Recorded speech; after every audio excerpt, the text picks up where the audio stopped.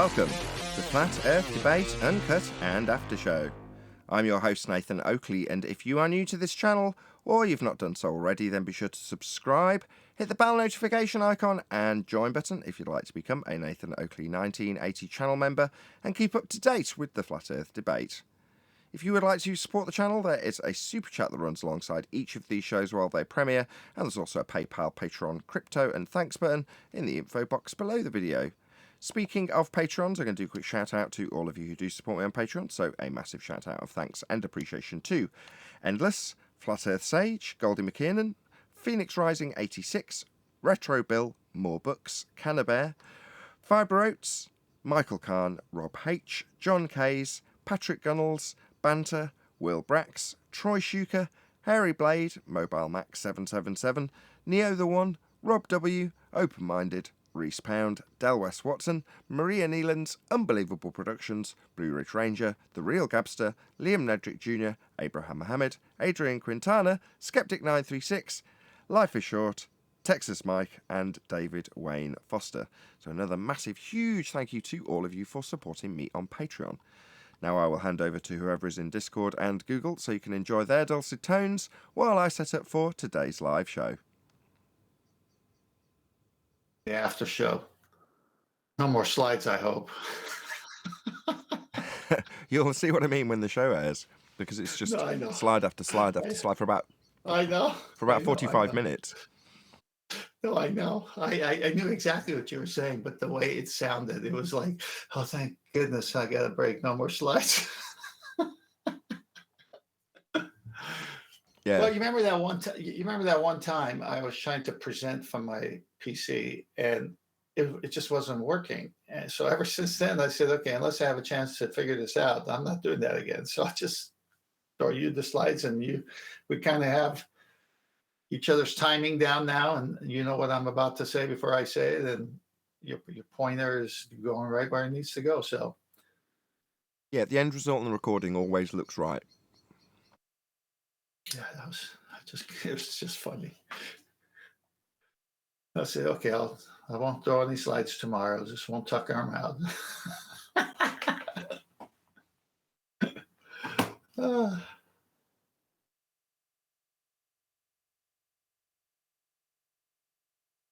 It was a good show yesterday, very good show, especially the live show. You know, when you keep talking about it, people see the whole argument over and over. They get comfortable with it. They realize all the points that can be addressed from it and to it. And we're giving them pre-rehearsals for their own debates in the future on the subject. Right. I like it when the commenters below the video summarize the argument succinctly. And you're like, yeah, okay, either you're looking for a confirmation that you have got it right, or more likely, you're so pleased that you got it right that you want to put it down in writing to show, look, I do get this. You know, I'm showing you, look, this is how it works. You can't get an elevation angle measurement from a curved baseline. All words to that effect, you're like, yeah, you've got it. Good. Great. Yeah, and it's just that simple, isn't it? Yeah, there are things that go along with it, because you're going to inevitably have something thrown in your face that you don't think... you second guess yourself because your opponent makes you think that that's wrong for whatever reason they do that, which they do. So you've got to kind of, I don't know what the word I'm looking for is. I do. You come out with a brand new product, your company. Before you introduce it to the public, you run it through all its tests. And you make sure that, you know, if it's going to involve a safety feature, it's got the safety feature. If it's going to involve some kind of governor on it, it's got that. If it's going to involve some kind of, you know, other thing, because you have to assume other eyes are going to look at it, and you don't want to be putting out a product that someone's going to find a flaw with it later. And then you got to do a recall, and you got to fix everything, so it's going to cost more money. So you vet it out. And that's what we've been doing. We've been vetting it out. You can't get an elevation angle from a curved baseline. We all know that. Everyone knows that. They can just look it up in Google or any Webster's or dictionary and find that out. But now, how does that relate to navigation on a boat in the ocean with a sextant that's an angle measuring device? Well, if you say you're doing it from the surface of the Earth, you can't do it from the surface of the Earth if it's curving. Right. You end up with the dingleberry below the right angle triangle. Yeah. And you know, really, we can pose another question. How many contradictions do you need to see about the globe Earth model and celestial navigation, let alone the other housekeeping questions, before you get it? Before you realize an argument with this many contradictions is not an argument anymore. They've lost. They don't have an argument. Too many contradictions.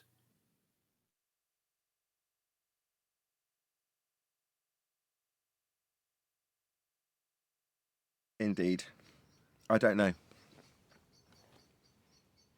You don't know what? How many? Well, I don't know how many people will come by to be asking that question. So what my mind immediately went to was one of the commenters, a member, who said, whenever I mention you or this show to a normie flat earther, and I think by that he means just your average guy who is around the arena leaving comments, they haven't heard of you. They've heard of Mark Sargent or Bob Nodell. You're like, okay, what can I say? We're on the cutting edge of the arguments, but people haven't heard of us. So what? Well, I'm lost. I'm lost in the context. It has nothing to do with how many contradictions on this argument. That's more of a who knows about the FED debate. That's a different question. Yeah, but when you pose a question like that, my mind immediately goes to who it's being posed to. Do you understand? That's why I connected it together. Who is it being posed to? Well, if I'm saying it to you based on all the shows, us and others, and contribution from Brian and Adam and everybody else, QE, I'm talking about what we've been a party of. Now, someone wants to come and say, yeah, but that's a great argument. You guys have had fun with it for X amount of time and vetted it out, and it's killing the ballers and anti-flat earthers. But who knows about it? Well, okay, you want to move on to that point now? Or are you just, do you realize, or are you saying, okay, good, the ball is dead. Now let's move on to another question. Okay, I need a transition. I was trying to make it into a segue, but if you want a transition, yes, I mean, obviously, how many more things do you need to prove that the ball's dead? There we go. See, now that is a question I'm not waiting for anyone to ask. That's the question I'm going to pose. How many contradictions on any subject matter do you need to see before you realize whoever is upholding that side of the argument for that subject matter does not have an argument? When do you find those? How many do you need to see before you say enough, you've lost, now you're just scrambling? How many of those do you need to see about this globe model? Let me know the number and let me start.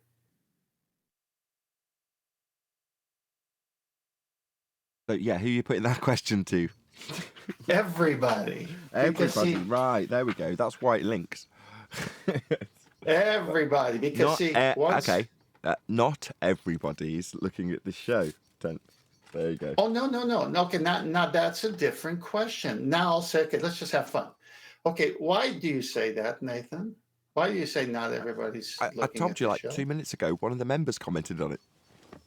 Oh, one of the members is commenting. Let me see if I can summarize it. Good show, great arguments, but not everyone's looking at the show. Is that the argument? It wasn't an argument, more just a recognition of the lack of recognition that the show gets from one of my members. Okay, so not an argument, but people use argument for many different contexts. So, point of view could be an argument. So that's his point of view, right? Yeah. Okay. What's he doing about getting the show out? I don't think he was moaning about it to me in that. You'd have to read the comments. No, you keep changing. I mean, to me, you keep changing. Don't attack my members. I mean, what are you doing? What are you doing for me, member who's giving me money? No, I'm in favor of getting your show out. I'm on your show. I'm not knocking you either. So yeah, I'm in favor of getting you 100,000 subscribers, and then a million, and then 10 million. Yeah, I'm in favor of all that. And I just want to know what he's doing, and if it's working, share it with us. Yeah, I don't. He wasn't. I didn't take any inference from what he was saying that you should be doing more, or I should be doing more, or I could be doing more. I just didn't take it that way. However, that's not how you're moving it on. You're saying, well, because he's obviously the focus in this regard. He's not even got a name mentioned, and probably won't, so it's not taken personally. It just doesn't matter. I mean, people like that exist, and it could be hundreds of them, if not more, that feel the same way. So I want to help give an answer or find an answer from them. Yeah, please share the show is the answer to that, if you want to put it back on him. Exactly. So we go back full circle, so to speak, to what I've been saying, which you have been doing an admirable job in getting the show into a more shareable, to a larger view of audience. This is the key. The younger people is who we got to reach with their parents' permission. Now, if it's just younger people without parents' permission, you probably don't have to change anything. But if it's going to be with their parents' permission, which means we get all the generations, the younger people, the parents, and their parents will all be affected by that one young person who comes over here.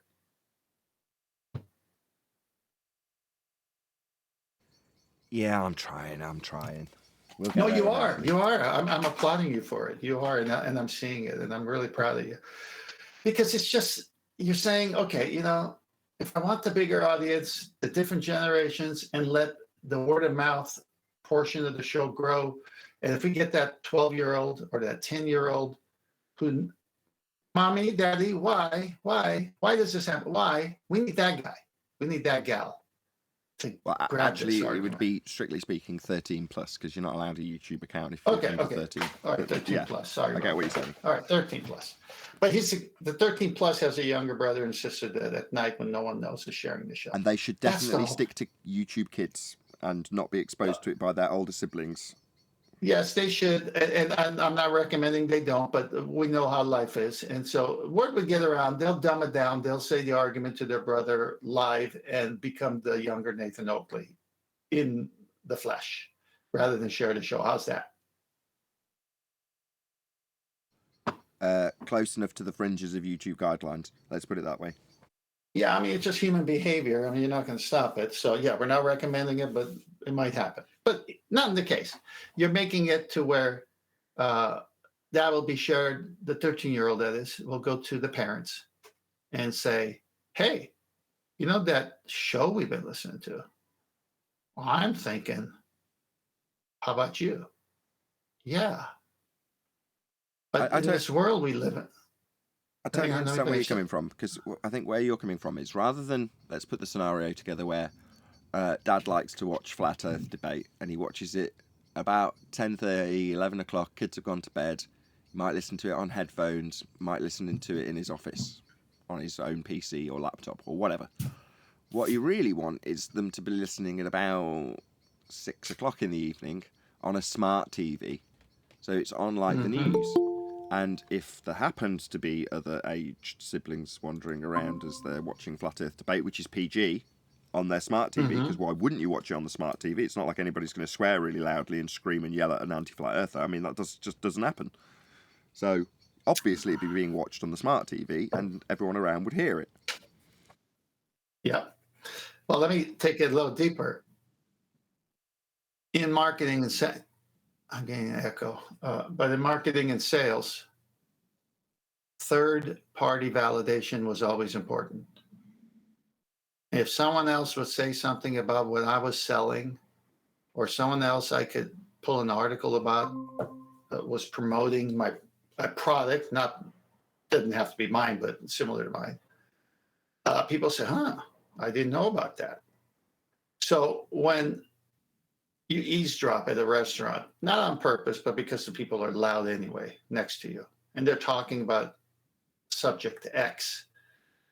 You're talking to your friend who you're out to lunch with, but at the same time, your other ear is saying, oh, well, that's interesting. I wonder what that guy's going to say now to that question. And then your friend's looking at you talking, so you're multitasking and you're trying to let your friend know, hey, I'm kind of listening here, but talking to you. And so it's the same thing. When people see me talk about flat earth on the street or at a party, I could see them from the corner of my eye eavesdropping.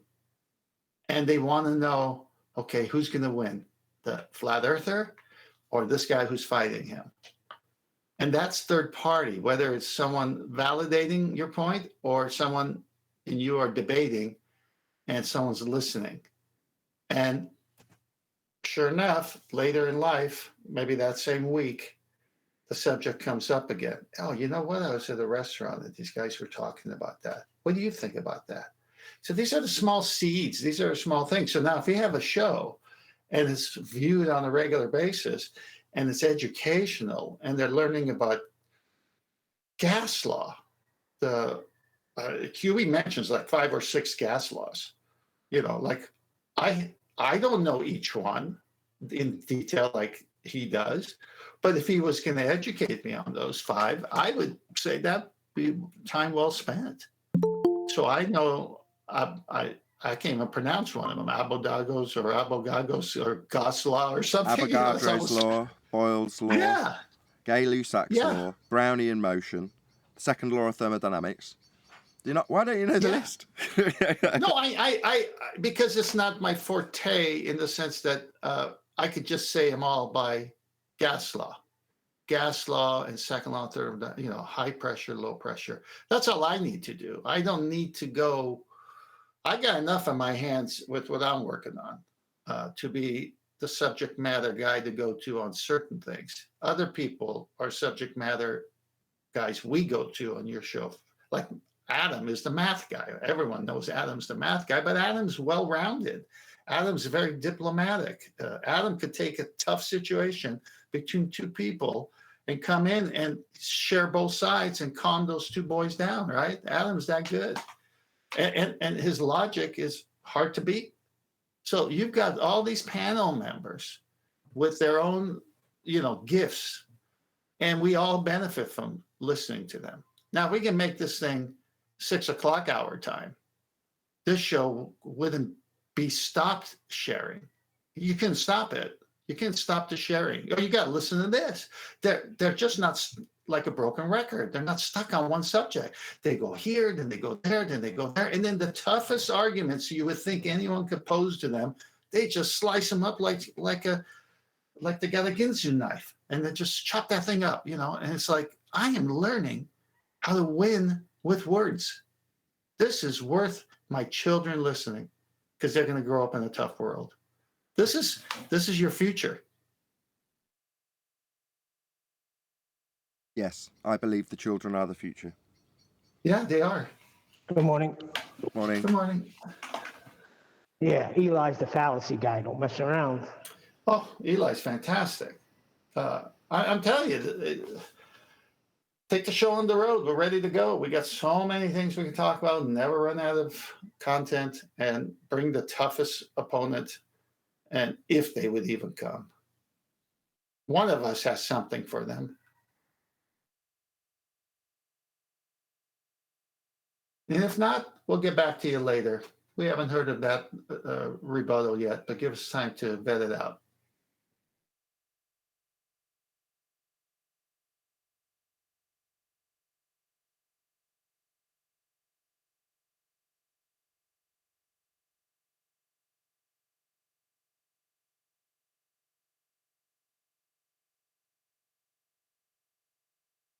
I missed what you was talking about. How'd you get into that discussion?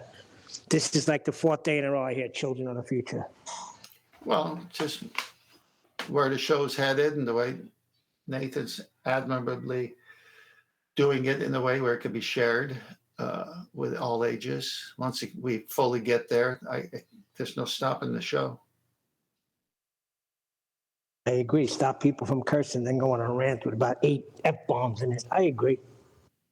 Yeah, because once you show that you can have civil debate without all that fanfare, people are going to learn the technique. They're going to just tune into the show to see how I could win debates on any subject matter, even though the ones we have to do with physics and the world we live in, they can say, shit, this is the best schooling I've ever had. Yep. Teach them well and let them lead the way. Here we go. I agree 100%. Got my whole education here.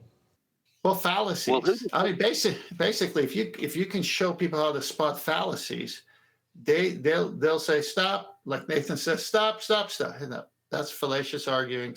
I'll give you another chance, but you can't use that, and here's why. I mean, that's a college education right there, or should be. Well, who declared that some words are bad and some words are good? Let's put it this way. Recognize that voice. The parents do, and it's not every parent will agree with the other parent. So you find a happy medium, and so you have a rating system, and that's why parents don't allow their kids to go to XXX movies or whatever the case. So what's your point? But that's just it. The parents have been conditioned to accept that, you know, oh, this word's a bad word and that word's not a bad word. Okay, Whatever so you you want say to the parents. Okay, go ahead. Yeah, I obviously wasn't done. Go ahead. Well, again, it's a non sequitur because that's not the argument we're having. Now you're changing the subject matter to parents rather than what we were talking. Yeah, and I'm telling you, if you listen.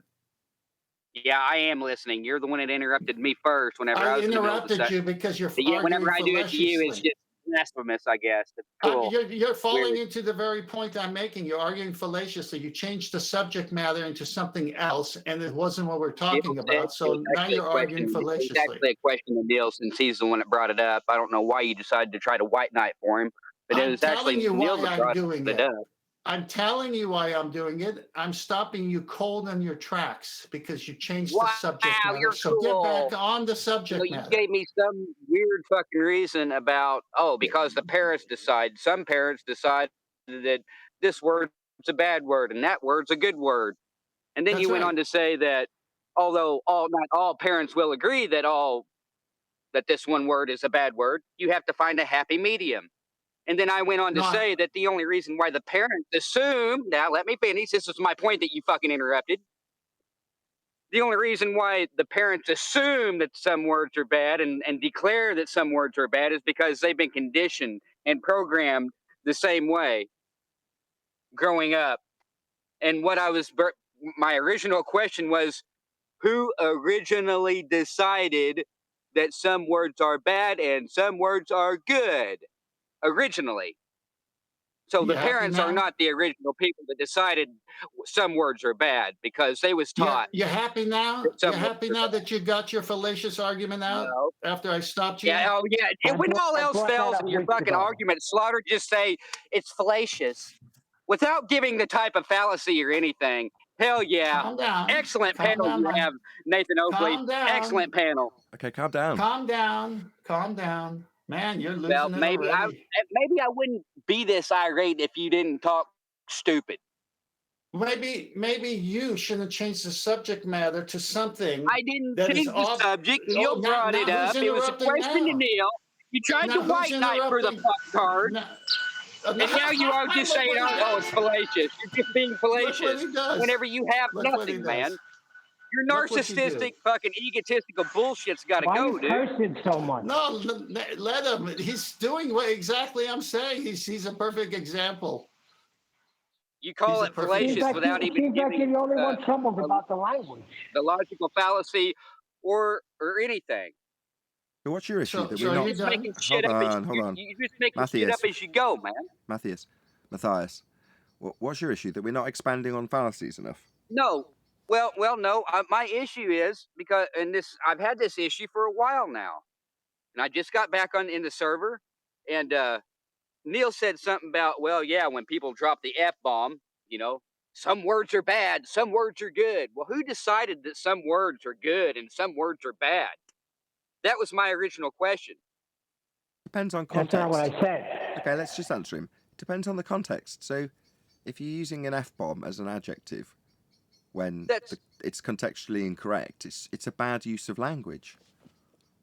What do you mean, a bad use of language? If I say that, for example, let's just think of a word that's benign. Okay. Hold on, Let me I'm nearly there. down. Just I'm in the middle of a thought, Matthias. Chill. My bad, dude. My bad. Chill. Just calm down.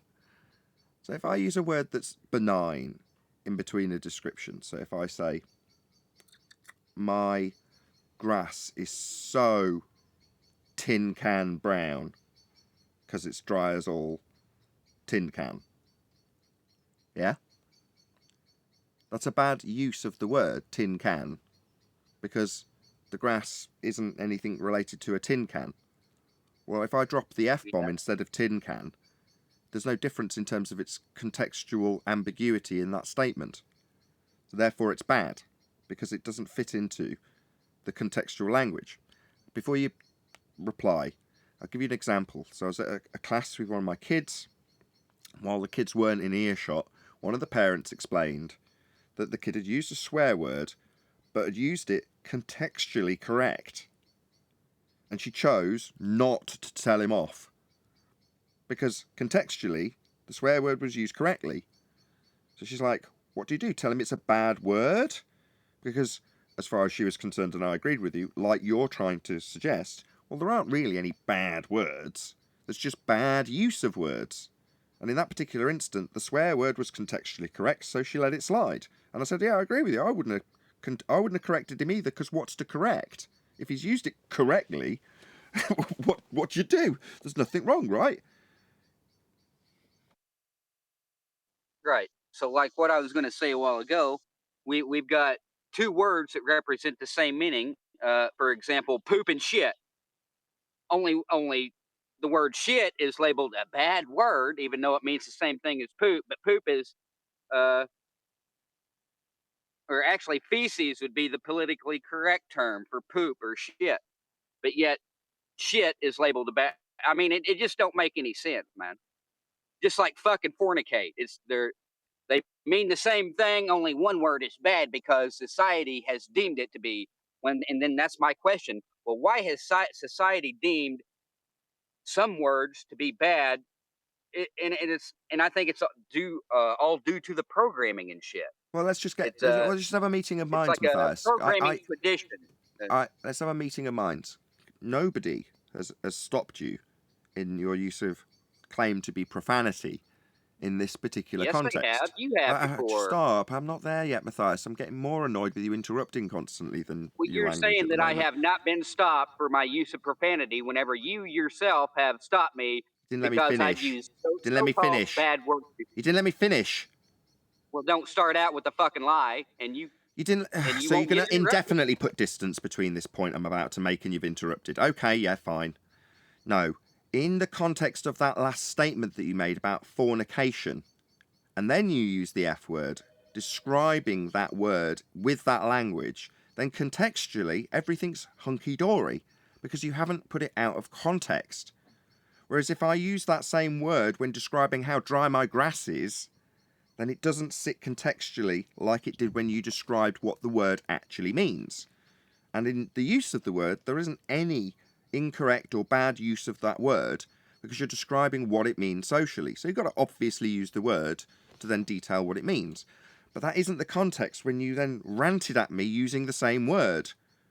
When you were telling me off for quote-unquote effing lying, well, that's not me fornicating whilst lying, is it?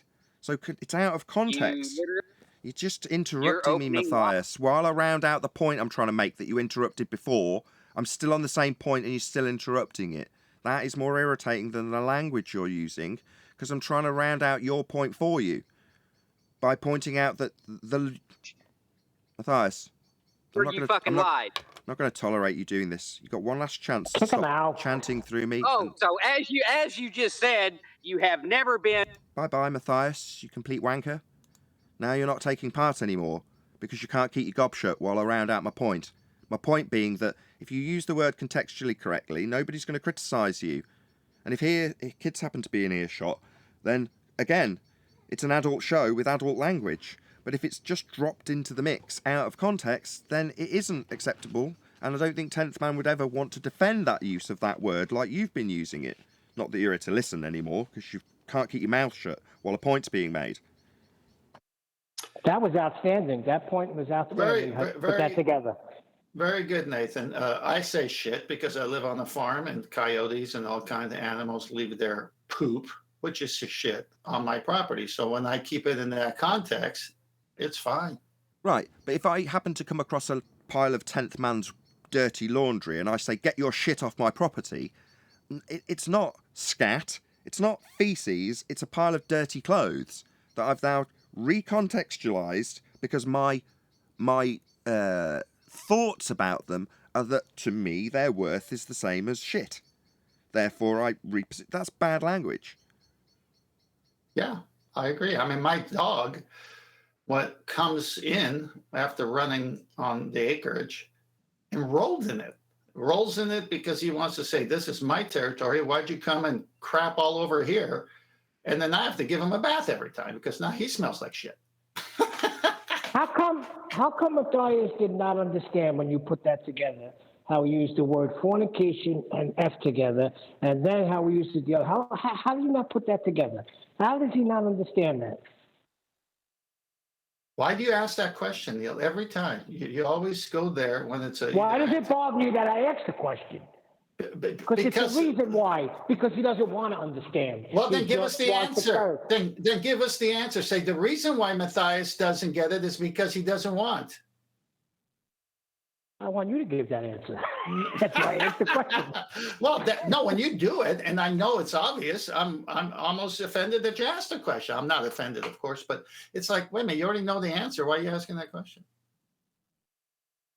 The annoying thing is, I'm in no doubt that Matthias, had he just listened to the end of that statement, would have quite enjoyed going, oh, right, so I can contextually use it and you won't moan at me. And be like, well, we'll know why you're doing it, but basically no.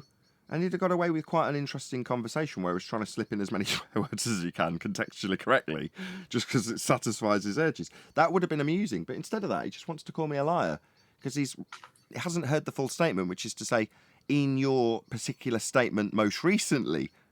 It's like you've got to give him 50 disclaimers before he's like, no, you're overgeneralising everything I do and I have been shut down for swearing. It's like, no, but in the most recent statement, you wouldn't have been by anybody because it was contextually correct. What would you expect from a guy who's been shut down for swearing? He's finally back on the show and the subject is swearing and he gets shut down again. But I mean, this has to do with him wanting to be a rebel and have no parameters put on his behavior of language because the way he sees it, it's a contradiction because who conditioned the parents to tell you that the word I'm using is bad? He's talking about where it all started from. We're not even there yet. We're trying to say contextually, you can't use it about mowing your lawn or my laundry. However, he's still fighting. There is an alternative. I asked that question weeks ago. Just one sec. The alternative is the discussion wasn't contextualised around whether or not language is bad or good. The context was ratings. I mean, it was even discussed at some point. I'm sure of it, unless I imagined it.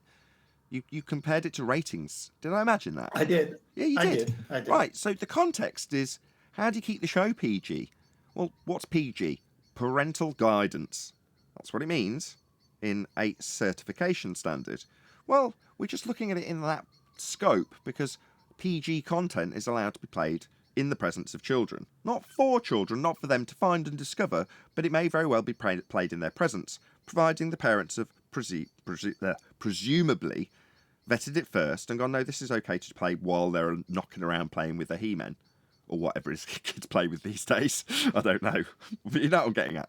That's the context of the discussion. He's changed it to, why does that make language bad? It's like, no, it's not really discussion, but we'll entertain it. And then he just gets annoyed with this. Oh, God. When my friend says his car is effed up, I know what he's saying. He's saying he can't get it started, something's wrong with the engine, etc. If I hang up the phone and my wife, and say I had small children still, what was that all about? I said, oh, that was Joey saying his car's messed up. I immediately changed effed up to messed up. Because I know who's in the room and I know what Joey was trying to say. He's just upset. So he used a word that also means fornicate. So if I say someone fornicated with his car engine and it's not working, that just doesn't make any sense. I don't know. In certain contexts, it does. Well, again, what I'm trying to say, in reality, that would be a strange sight. No, in reality, in certain places, that does make contextual sense, but we won't get into that. Okay, well, thank you very much. Thank you. We're not going to get kinky, I hope. Yeah, I mean, look, that word could mean many things. People say, I'm effing happy. Okay, so they spell it EFFING instead of the F way. So, okay, now what are they saying? They're saying that word can mean whatever the context and notation of my words coming. If I say with a smile, I'm effing happy with the EFFING, or I am effing upset my car doesn't start and he's got a growl on his face. Okay, well, what if words have meanings? How can this word have every meaning?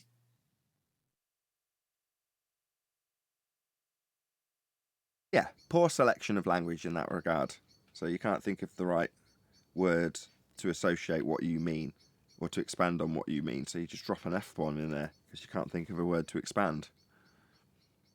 When I was a kid and we went surfing, we always used that word. We said, I'm having an effing good time. I mean, we used it for everything. We ate Taco Bell tacos and used it for how good it tastes as a kid, just to have a little bit of, acting like an adult when you rode your bike to the Taco Bell and bought your own tacos and you're sitting there and you're seeing two adults sit there and saying, hey, we're doing the same thing those guys are doing, but we got bikes and they got cars. I mean, we're on our way to being men. Yeah, I know the word. I've used it more than this guy in my life. I'm 63. What? There's. You want to show the girl? That was the subject.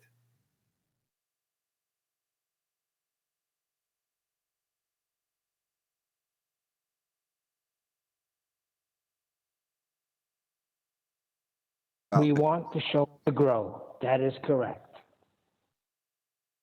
I know how to make the show grow. I'm a farmer. I know how things grow.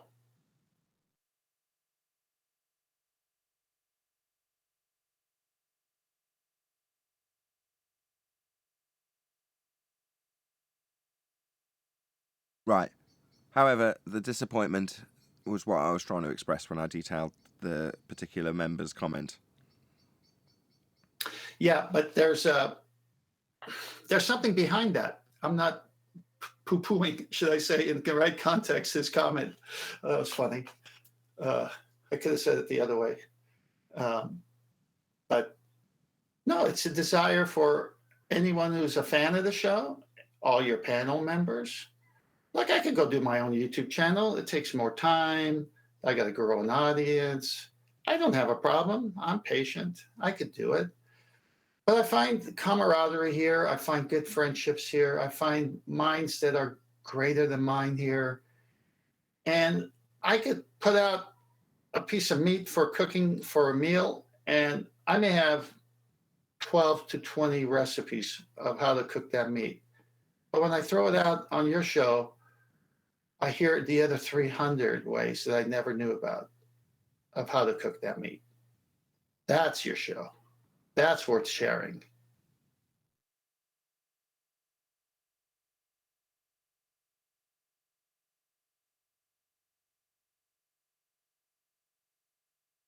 Do you guys remember me telling you that I had a 3-channel amplifier that was broken? I think so. I mean, in the meantime, I've told you about several amplifiers that have gone in and out of repair, but there's one specific amplifier that I had that was in repair and stayed in repair for, and I'm not even joking, over 2 years. I've just got it back unrepaired. So I've now got to sell it. God. Oh my it's not gosh. fixed. It's just turned up. What did he do? Just put it on the shelf, or did he actually try to fix it? He tried to fix it. He ordered in parts. He couldn't get a schematic to figure out how to fix it, but did try and attempt to fix it anyway for a very, very long time. Then he kind of gave up on it. Then I started chasing him again to try and fix it again. Then his wife got cancer and went into hospital, and that's the current situation. His wife's got cancer and she's getting chemotherapy. So he's essentially not been able to continue trying when he had kind of given up anyway. So I've now had to pester him to send it back. I'm like, if you've given up on it, just give it back. I'll sell it as spares or repair, however they term it on eBay. I've still got to contact him to find out what the hell is actually wrong with it, so I can put it in the description. But that's another issue. I might end up chasing him for that. I just don't want to necessarily plug it in and test it myself, because I don't know if he's just literally just thrown the bits back in the box and put the screws back in. For all I know, that might be the case. In which case, obviously, I don't want to plug it in. Yeah. No, I understand. I remember you said you went and bought the cheaper, newer amplifiers, and the technology had changed so much while you were waiting for this one to work. Yeah, the technology that I've got in the newer amp is actually worse technology, if you want to boil it down to how good the amp is. But the worst technology has been refined so much that the performance was identical. I checked. I couldn't discern any difference in actual performance. At which point I'm like, oh, okay. Well, that kind of shattered my illusions. That said, that amp's probably 15 years old now. Maybe it's not that old. Maybe it's 10 years old. But far more advanced technology to achieve the same outcome. But at that point, who cares? You know, if you've got a really basic modern electric car that can outrun a really complicated 3-valve per cylinder V12 or something, you know, so what? The electric car's faster. Does it matter that it's more basic or more refined or less complex or whatever? Who cares? The outcome is all that really matters, isn't it? You know, when I was in the stereo business in the 70s, I went to a local stereo shop, got a job there as a salesman. And Sansui, Marantz, all these big, Hitachi even, big amplifiers started coming out. And the ratings, the charts, the schematics, you know, all the things were there. It was like, how big can you make it? How powerful can they be? And I look at today, and those were wondrous times back then, but no longer are here today. Well, that's the same technology. The 70s technology, once you move from valves to transistors, is exactly the same technology as they still use to this day. The only difference is either digital circuits or digital power supplies, switch mode. That's it. Well, other than that, it's identical. Yeah, I'm not taking away from that. The advancement doesn't go back to radio tubes and all that kind of, or vacuum tubes and so forth. I mean, I had those too, but then you came with these TVs with surround sound, right? I mean, everything started to change to fit what they were selling you, because, hey, if you got this TV, you want surround sound. You need a separate subwoofer over here, blah, blah, blah. So everything started to change when it was just very simple. It was just stereo, playing your records, playing your cassette tapes and 8-track or whatever else you had. And it was just music. It wasn't anything else.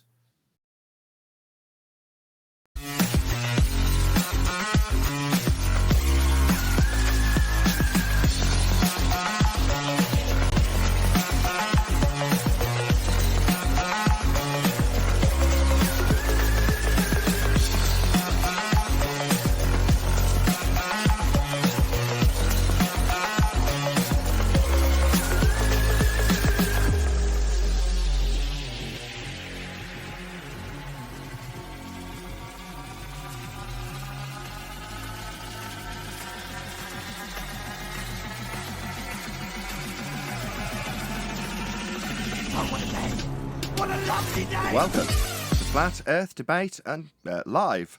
I'm your host, Nathan Oakley, and if you are new to this channel, or you've not done so already, then be sure to subscribe, hit the bell notification icon and join button if you'd like to become a Nathan Oakley 1980 channel member and keep up to date with the Flat Earth Debate. If you would like to support the channel, there is a super chat that runs alongside each of these shows while they are live, and there's also a PayPal, Patreon and crypto link in the info box below the video. Most importantly, if you'd like to join the discussion, simply mute the page you are currently watching, then click the link in the info box below this video to join the panel and express your views on the nature of Earth. If you do join, please don't swear.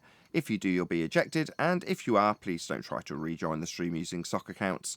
You'll be warmly welcome back on the next stream. Please also share the show on social media. Sharing the show obviously increases the live audience, but this in turn increases the chances of a more diverse panel, so please share the show on Facebook and Twitter. Now we are joined by 10th Man, Arwin, Eli, Neil, and a whole bunch of people in Discord, so welcome one and all. Hello. Good afternoon. Good morning. Hey, good morning. Good morning, good to have you all. Any evidence of a physical geometric sphere edge, formerly known as Earth curve? That's why it's got formally known, because there is no evidence, just been a thought experiment pushed on society. If it was formerly known as Earth curve, what is it? What is its current name? It doesn't go by any name now. It's nobody claims we have the horizon as Earth curve, or nobody claims we can see the geometric horizon, or the geometric horizon only exists in the maths. So the geometric horizon, that's Earth curve, and we're being told how we don't see it by our opponents.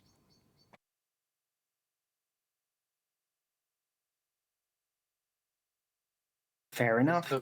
Kind of like gravity is a force but not a force, and geometric horizon is the leading edge, but it's not, because you can never see it. But we know it has to be there because we presume we live on a ball before we prove we do, which you would need to see it in order to say we do, but you can't see it, but you still want to hold on to the premise that you live on the ball with a radius that would give you a limitation to where that would be, but then the limitation's not there. So, but forget all that. Let's just believe we live on a ball.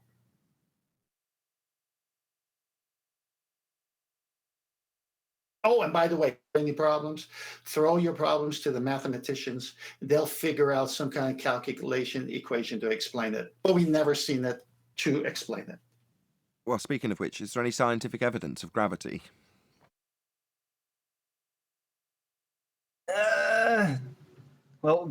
That depends on what you consider as scientific evidence. I mean, if you're okay with presupposition-based scientific evidence, then yeah.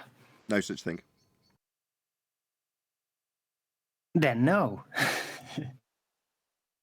So, any scientific evidence of gravity? Well, it only exists within the model because it has to, otherwise the model wouldn't work. And then even with it, it doesn't really work, and that's why they came up with dark matter and dark energy. Because they had to, because otherwise it didn't work. In the model. I'm asking for scientific Yes. evidence. That's physics. In the physical and natural world, is there any natural phenomena with the presumed, then validated by experiment, cause of the effect? That's what I'm asking for. Not in the model in the maths. And not it not working in the model and in the maths either. Definitely not. Do we have any physical evidence that can be demonstrated by way of a cause and effect relationship validated with experiment? That's science for gravity. Well, the problem is there isn't any claimed effect, really. Yeah, they claim that the uneven distribution of mass, that's their claim cause, affects, warps, bends the fourth dimensional space-time in Einstein's maths. That's a cause and effect relationship in mathematics. I'm asking if there's any physical reality to it by showing a cause and effect relationship that's validated by somebody actually physically manipulating a presumed cause. The uneven distribution of mass, is that something that somebody's varied to cause the bending of space-time? Of course not. It's a conceptual medium that's being bent in that description. So you're not going to bend it. You can't see it bend. It doesn't bend. It doesn't exist. So how are you going to vary something to cause it bending when it doesn't bend, it doesn't exist? It's a conceptual medium. The answer is you don't. Right, so there isn't actually an effect. They like to think that it is an effect, but then they take that effect into a non-existent conceptual medium. So effectively, there isn't an effect. Well, not exactly. The effect is the bending of said conceptual medium. The fourth dimensional space-time is what bends. That is the effect in their description in Einsteinian pseudo-Riemannian for space-time bending. That's gravity. Yeah, but it isn't a thing. That's the problem. So No. if it isn't a thing, then the claimed effect is effectively moot. It is an effect. It isn't an effect. It isn't a physical effect. Right, well, isn't that what you deal with in physics? Yeah, that's Physical my effect? point. I love how we've come full circle with you telling me my point back to me. Yeah, we're just agreeing. Excellent. Any evidence No, what should we move on from gravity? Any single viable hypothesis from any of the fields of astronomy, cosmology, or astrophysics?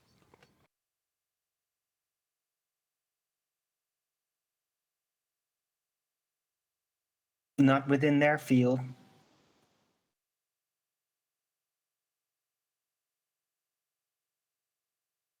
We're talking about the primary fields that promote heliocentrism, the claim that we're at the centre of a system that has the sun in the middle and us moving around it with orbital motion.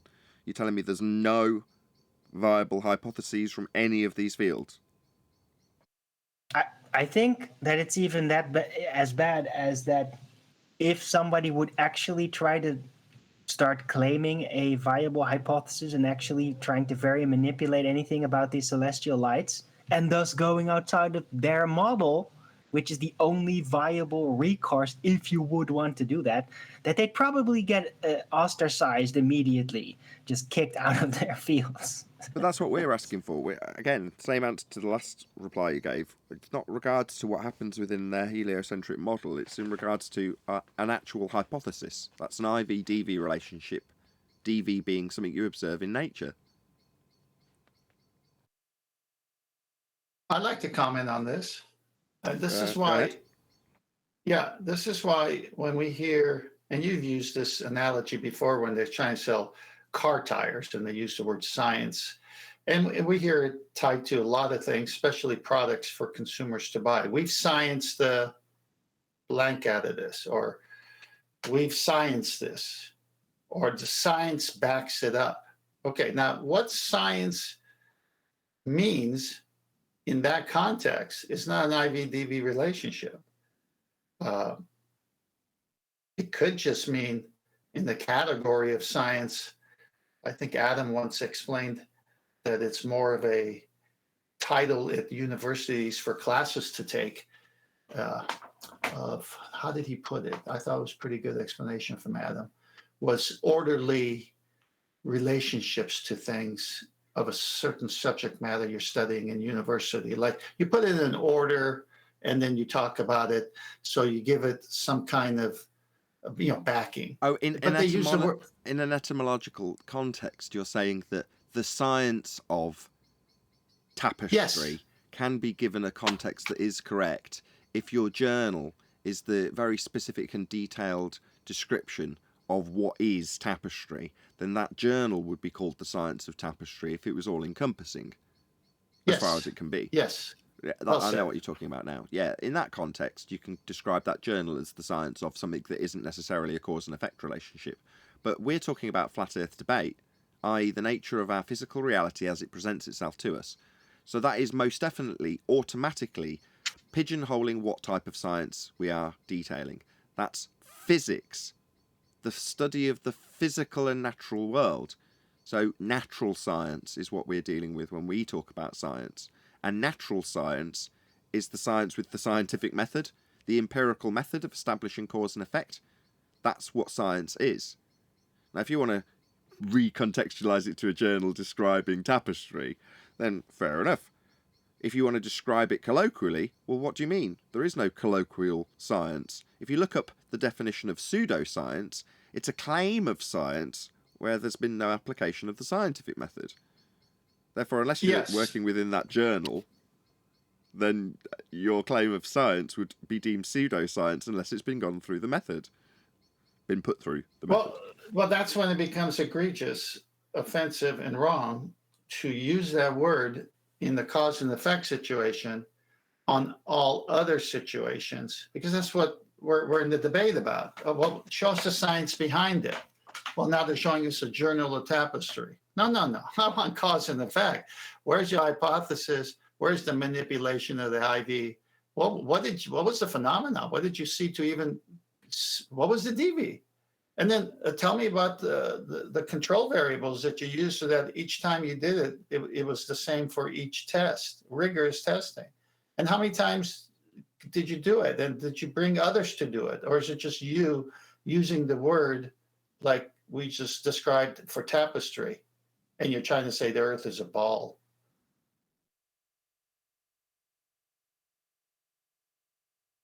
Moving on. Any evidence of the distance to the sun? We didn't spend enough time killing pseudoscience back there. We have to move on. Spin? Any evidence of axial rotation? That's another thing. Oh, hold on. Axial rotation, you say? Yes. So you haven't heard of the latest report from whoever in Media Land or NASA or something about how the Earth's spin is slowing down, guys? Oh no. Have you not seen that? Right, what's the evidence of Earth having an axial rotation value to speed up or slow down? That was the point that I was making in the comment that I wrote in that article, but yeah. But oh my god, it's drama, you know. Oh, look, it's so scary. The rotation of Earth spin is, what is it? 2.5 nanoseconds slower now? Right. Yeah, but how do we establish that we are actually moving at all to establish that we've got a rate that's changing? I know.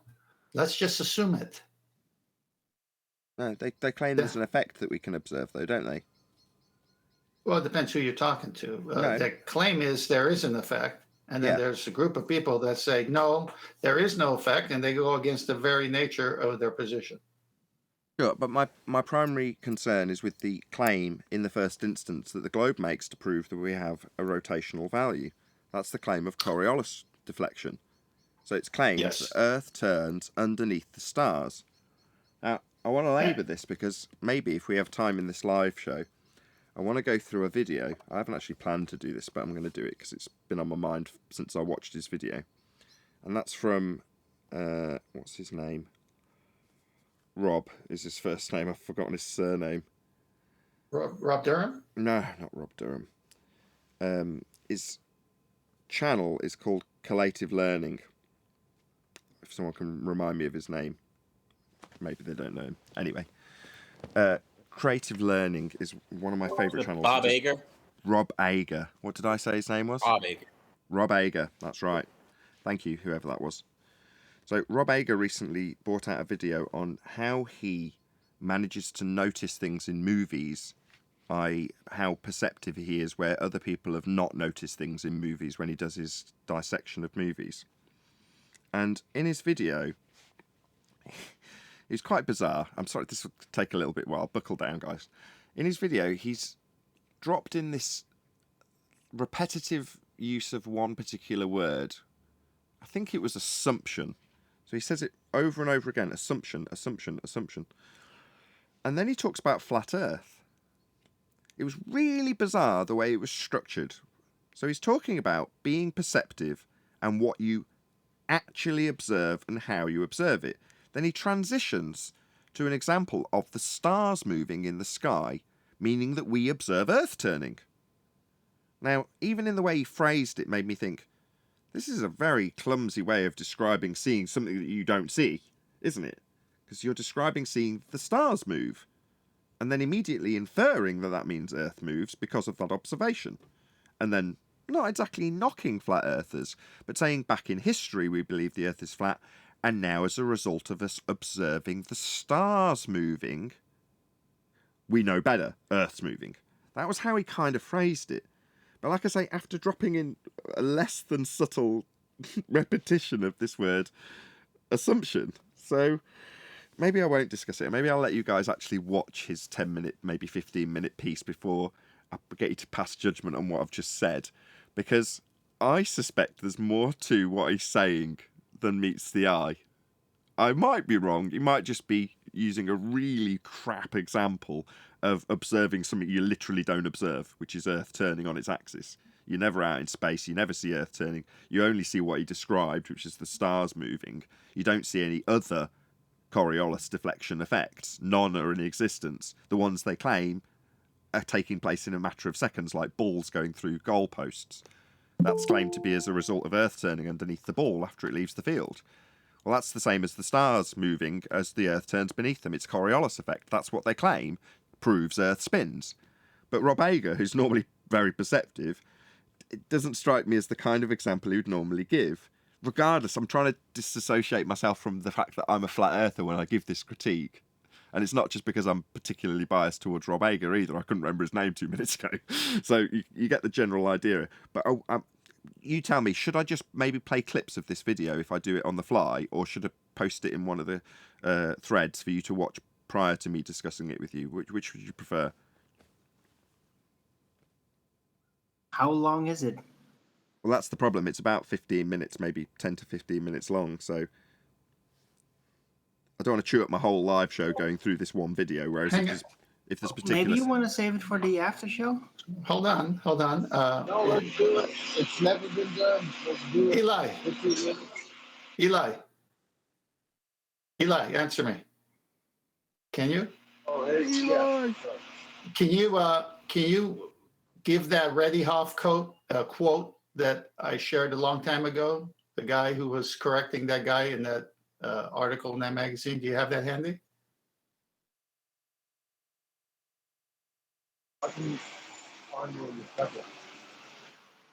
We can't hear you, Eli. Your line's absolutely atrocious. Okay, when he I can gets... find it in a second. Okay, great. Okay, Yeah, great. just share that. It's so pertinent to the situation.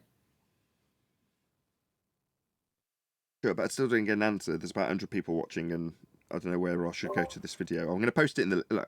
just so I'm doing something proactive. In the live stream, as we speak, is a link to collative learning and Rob Ager's opinions on... And I'm going to give you the title of his video. So at least plug him before I slag him off, potentially.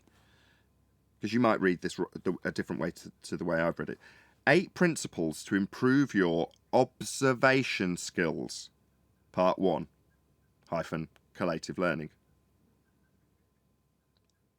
So I've put the link. Go and check it out. Hopefully you guys... I'll put it in Skype as well now.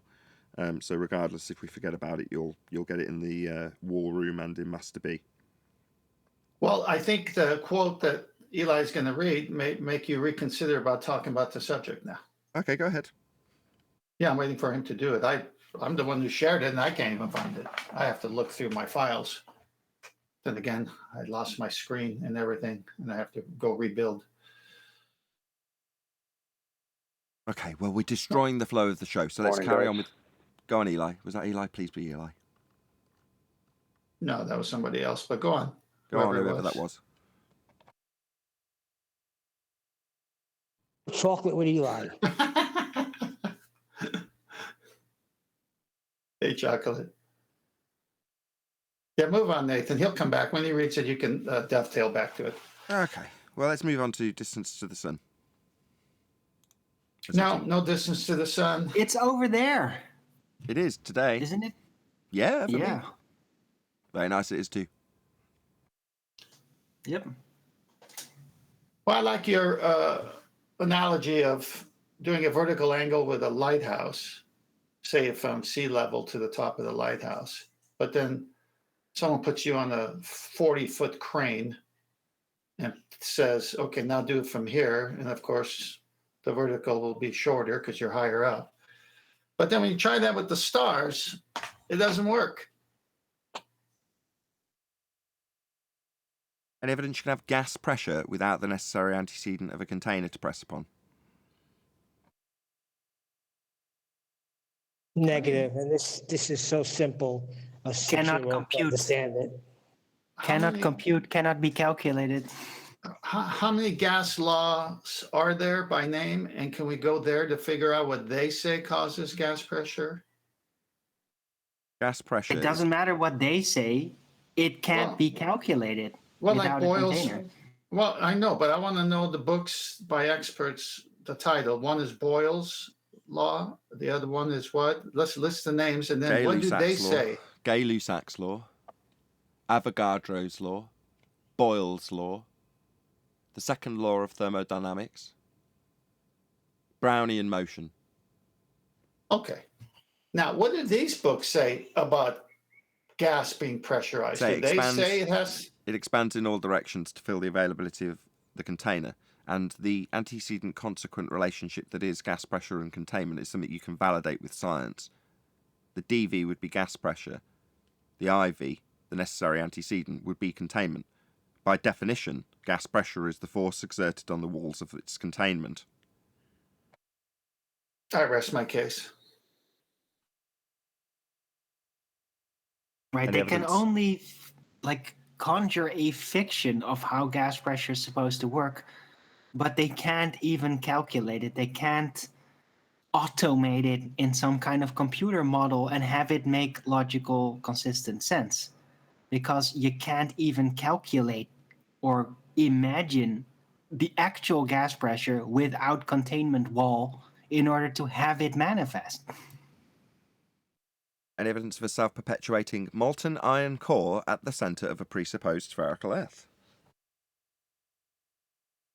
I guess when you can presuppose and assume everything, you could also presuppose and assume a molten iron core in the center. You're going to need R for that, though. Any evidence of the R can- value, Earth radius? Well, you can pre-assume that in order to have the globe, in order to have the pre-assumed molten iron core. You're assuming everything. Proof of the R value? Well, how about the refracted straight line of sight horizon? That's geometric, excellent. but also apparent, and you can't see it. No, to derive an R value, you need, as Al-Biruni derived, a geometric straight line of sight to a physical tangent point formerly known as Earth curve. That's a straight line to a tangent point at the edge of a sphere to calculate the derived R value. After calculating the height of the mountain you go up off a flat plane with elevation angle measurements. Yeah, I was talking to Rumpus yesterday, if you could call it talking, and he said he's going to do this Bedford Canal thing where he's going to use the auto level pointed at a target, and we're going to utilize. He's going to utilize this observation to account for refraction and eliminate refraction to tell us where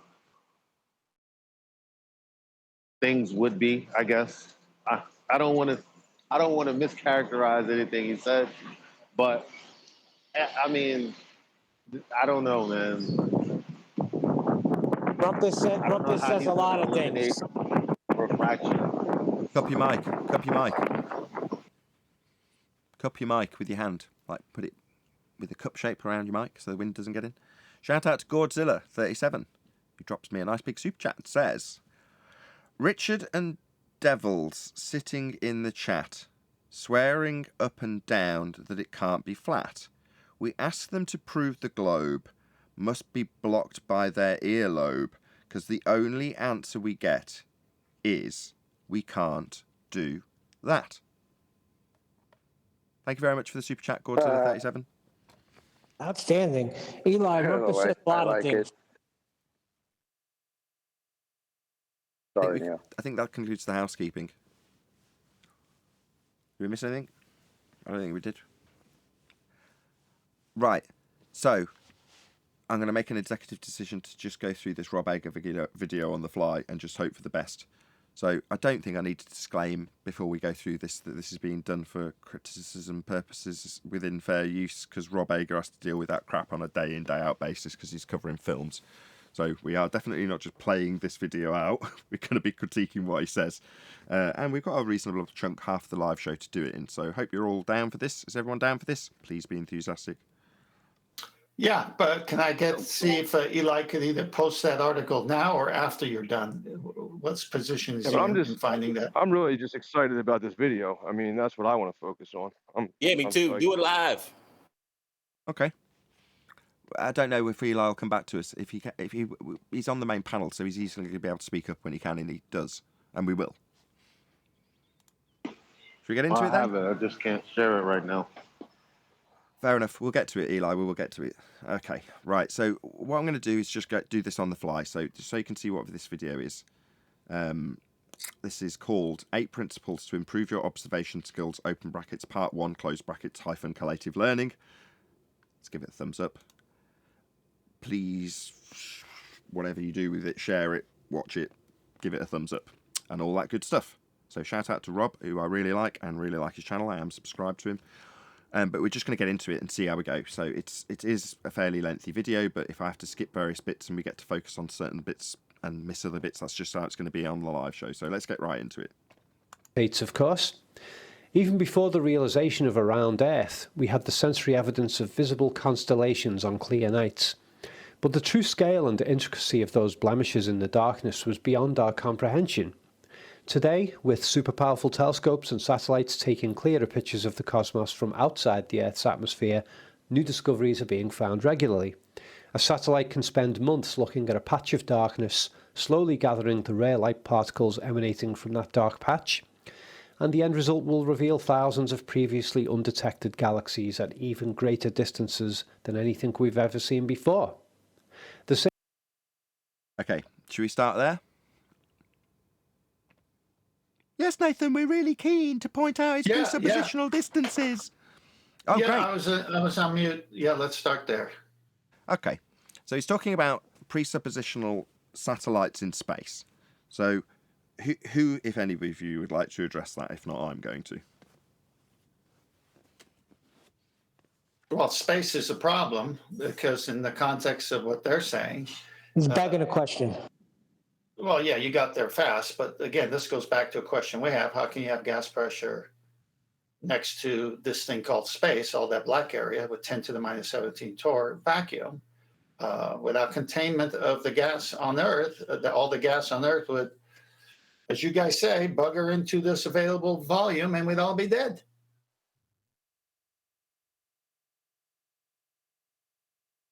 So the presuppositional region that the satellites are claimed to be in is fake. If you assume that the sky is a vacuum with orbital motion also assumed, then you've got photos coming from a fake region. Further to that, the distances that are claimed when they say that they've focused their satellites on a particular area of the black sky at night and seen vastly further distances, that's an assumption based on an R value. And that R value has been derived by the elevation angle measurements to Polaris to require an exponential increase in the distances to the lights. Now, as we asked in the housekeeping question for the distance to the sun, the only presumed distances ascribed to these lights in the sky is done by way of a Christian Huygens assumption that Venus has the same value with an assumed R, that would be a spherical value, as Earth when assumed to be a sphere. Venus being commonly known as Earth's twin, specifically because it was assumed to be so by Christian Huygens to give him scaling values by way of Kepler's third law of interplanetary motion, which doesn't give you any distances, only scales, until you insert a value, which we don't have until we make an assumption. In this case, two assumptions, one being that Earth is a sphere with a radius of 3959, and Venus is a sphere in orbital motion, along with Earth, with a radius also of 3959. Then you can scale it to give you distances to these presumed to be far away lights in the sky. Now, we make no such assumptions, so therefore James Webb or whoever it is that's pointing lights into the sky are just taking pictures of lights in the sky. There is no orbital motion, there is no satellites taking the pictures from sky vacuums, and the distances are based on assumptions and mathematics that we can show to be derived from elevation angle measurements taken from a flat plane and then put into a flat Earth model known as the celestial sphere model, and then transposed, as was the case and detailed extensively on yesterday's live show, projected onto a sphere, to then be projected onto a cylinder to be rolled out on a flat map. So that's what we've got to so far. Any other comment before I play a little bit more? Hopefully I'll just hit the mark. I'm just guessing where to play next, to be honest. I've moved on a couple of minutes. We'll see how we get on. Reality, some of those may continue to be unobservable for centuries to come, and others may be too far out of our perceptual reach and never be discovered. However, this infinite complexity isn't just a matter of scale. Even within the reality that our biological senses are equipped to perceive, layers upon layers of complexity can be found. Those of you who've watched my video studying the intricacy of non-verbal communication expressed by human subjects take the generalized attitude that reality is always more complex and detailed than we perceive it to be. Our physical senses and our most sophisticated technological senses are only able to capture a tiny fraction of reality at any given time. There's essentially basing this point on the idea that you can't comprehend how complex the world that you are presented with is. And frankly, I couldn't disagree more. I think if you're perceptive enough, you'll realise that people who have told you how complicated and beautiful the heliocentric model is in this example are lying to you. And a lot of their assumptions about orbital motion can be debunked with a little bit of investigation. And the world isn't as complicated as it first is described to be, with you on a ball flying through a sky vacuum at horrendous speeds. Simply not the case. And if you take a moment to actually look at the world you're presented with and understand that you can, and it is within your ability to understand the world that you're presented with, then you don't automatically assume that the world is far more complicated than you can comprehend. It isn't. Right. You don't need all the data sensory in order to figure out fundamentals of reality. You just need to pay attention to what your senses actually tell you. Or pay attention to the guy who says he's been to a sky vacuum in a spacesuit when he shows it you on your television screen. Because obviously it's far too difficult for you to go and visit the region he's claiming your entire world is based on, and the images, when they turn the camera around and point them back at the Earth as a sphere in their sky vacuum, doesn't take much to figure out that they're not in a sky vacuum to be taking pictures of Earth as a sphere. There is no sky vacuum. There is no space. We'd all be dead. Gas, which expands in all directions at high velocity, fills whatever volume it's got to fill, and space would be that volume. So we'd all be dead if they were taking pictures of Earth from space. They're not. Should we hear a bit more? I'll spin it on a little bit further. However, reality did not just repeat itself identically 5 times. Each speaking of the word occurred at a unique pace. The result: assumption, assumption, assumption, assumption, assumption. However, reality did not just repeat itself identically 5 times. Each speaking of the word occurred at a unique pace that was different to the others, even if only evident in milliseconds. The precise amount of oxygen I used in verbally saying the word will have slightly differed. The tonality each time I said the word will be unique amongst the 5. And the volume at which I spoke the word each time will have differed as well. And there will be other differences. This basic principle expands to everything. No 2 humans are exactly the same. No 2 conversations are exactly the same. No 2 trees are exactly the same. Every public opinion statistic is a tiny fraction of the reality that all participants in the poll are unique, and each of their questioning and answering circumstances are unique too. To that effect, every situation in life presents you with unique combinations of variables to be observed. You may detect patterns between people and situations, and those patterns can be useful observations, but never forget that the pattern isn't the whole.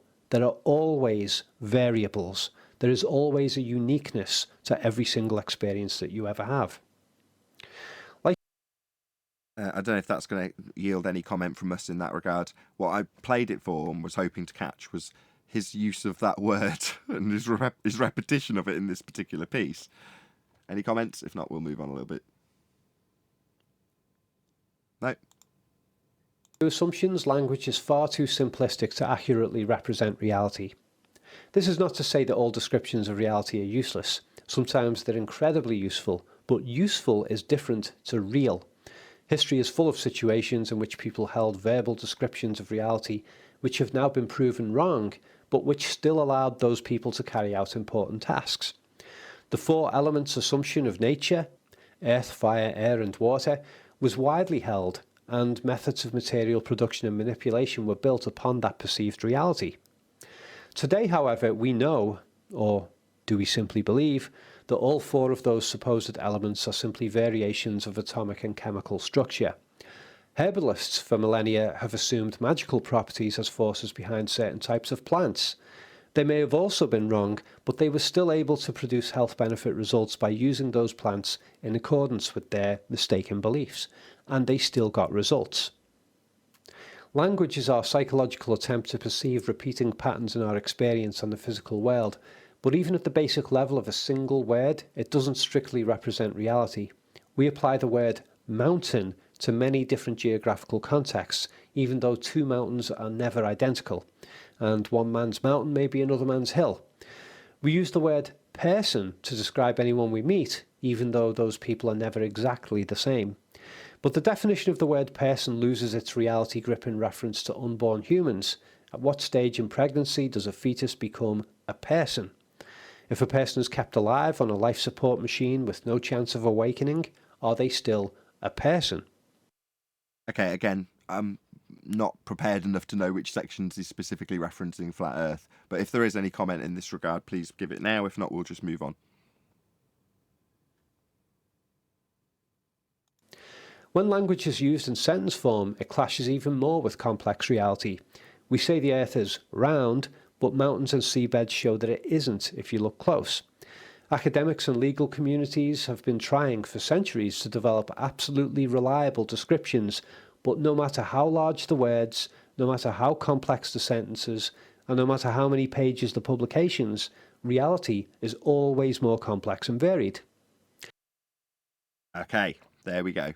So can you get a general feel for how he's describing some of these things? He's not necessarily contradicting that the Earth is a sphere. He's saying it's described as being round and then using an anti-flat Earth argument against that notion. So putting the counter-argument we hear about mountains, how can it be flat, to the globe. So there's a weird juxtaposition between his counter-argument to the globe position when he describes it as round, after repeating the word assumption multiple times.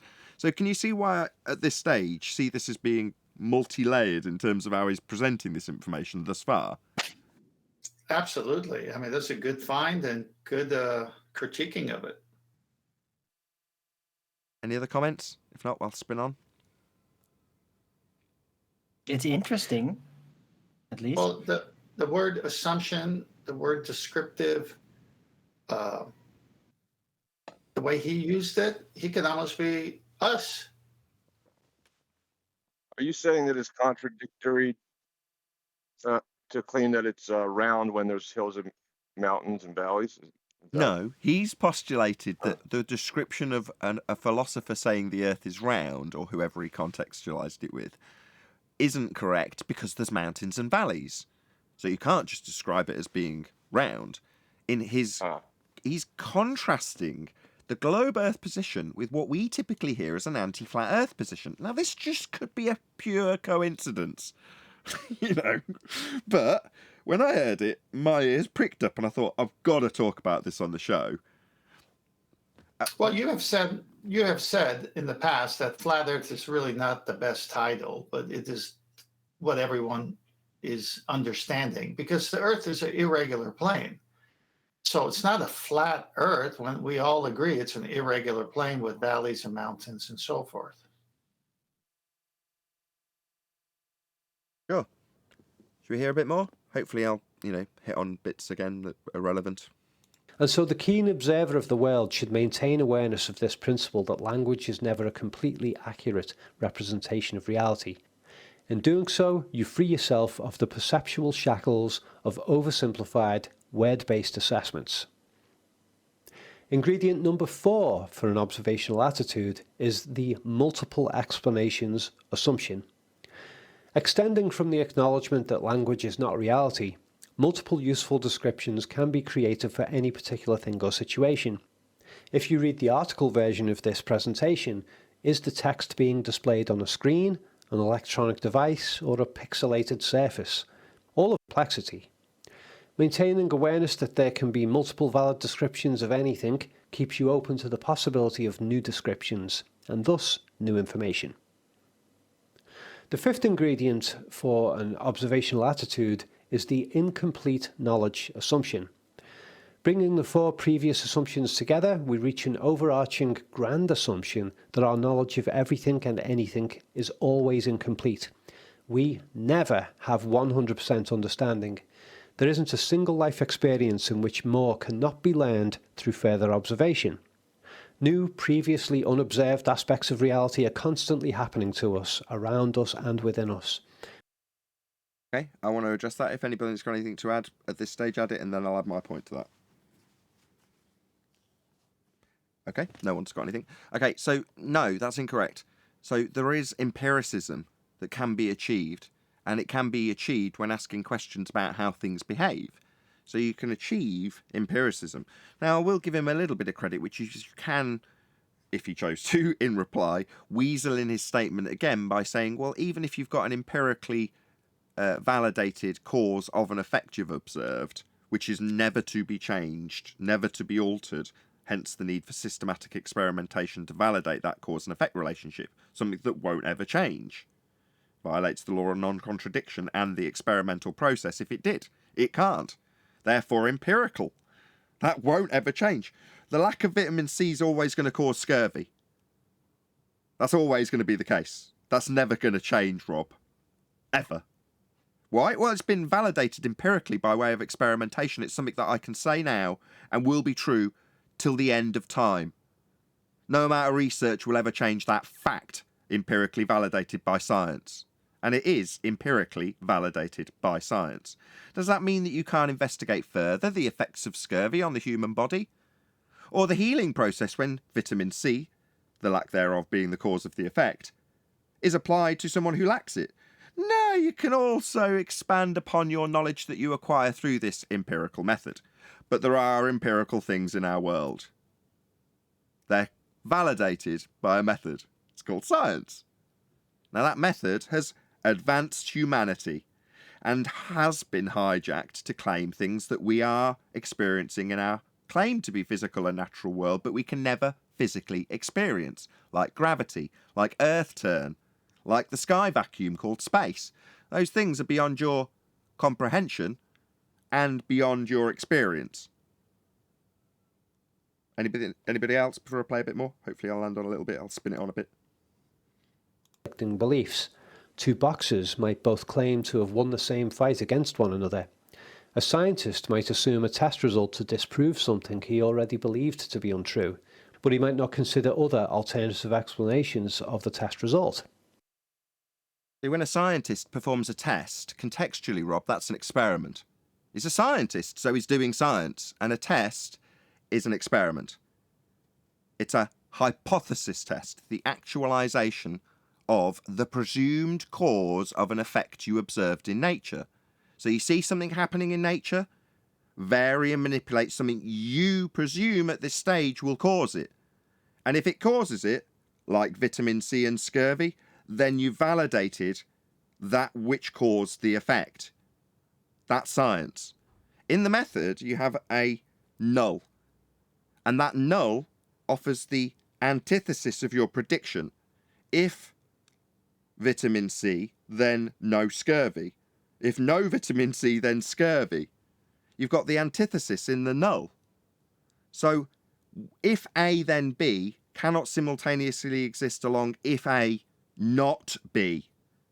You can't have A cause B and not cause B at the same time. Once you establish that A causes B, it doesn't not cause B.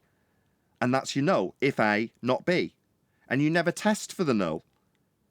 That's a failed experiment if you want to look at it in the regards that you haven't presumed the correct cause of the effect. So in science, a scientist that is trying to disprove something isn't a scientist because you never test the null. You only vary that which you assume causes the effect to see if it causes it. And if it doesn't cause it, you validate, that's prove, that's another empirical word, your null. If A, not B. Oh, he's got scurvy. Well, let's vary the sugar content. Oh, he's still got scurvy. So it's not sugar content then. If sugar, not cure for scurvy. So not causing it is also empirically validated at the end of the experiment. You just don't directly test the null. You're not trying to prove what doesn't cause it. You're trying to prove what does. So in this instance, it's a lack of understanding from Rob Durham about what a scientist does when he performs a test. That's a hypothesis test, otherwise known as an experiment in scientific vernacular. And that will yield empiricism. Anything else anyone's got to add? If not, we'll move on a bit further. I would like to add something. Feel free. Just piggybacking off what you said, I do believe that Rob Ager and a lot of other people depend on these ad hoc hypotheses too much, where science can evolve, science can change. Things we know now we won't know later. They just think that's further brainwashing or hijacking of science, just evident in what he's talking about. Right.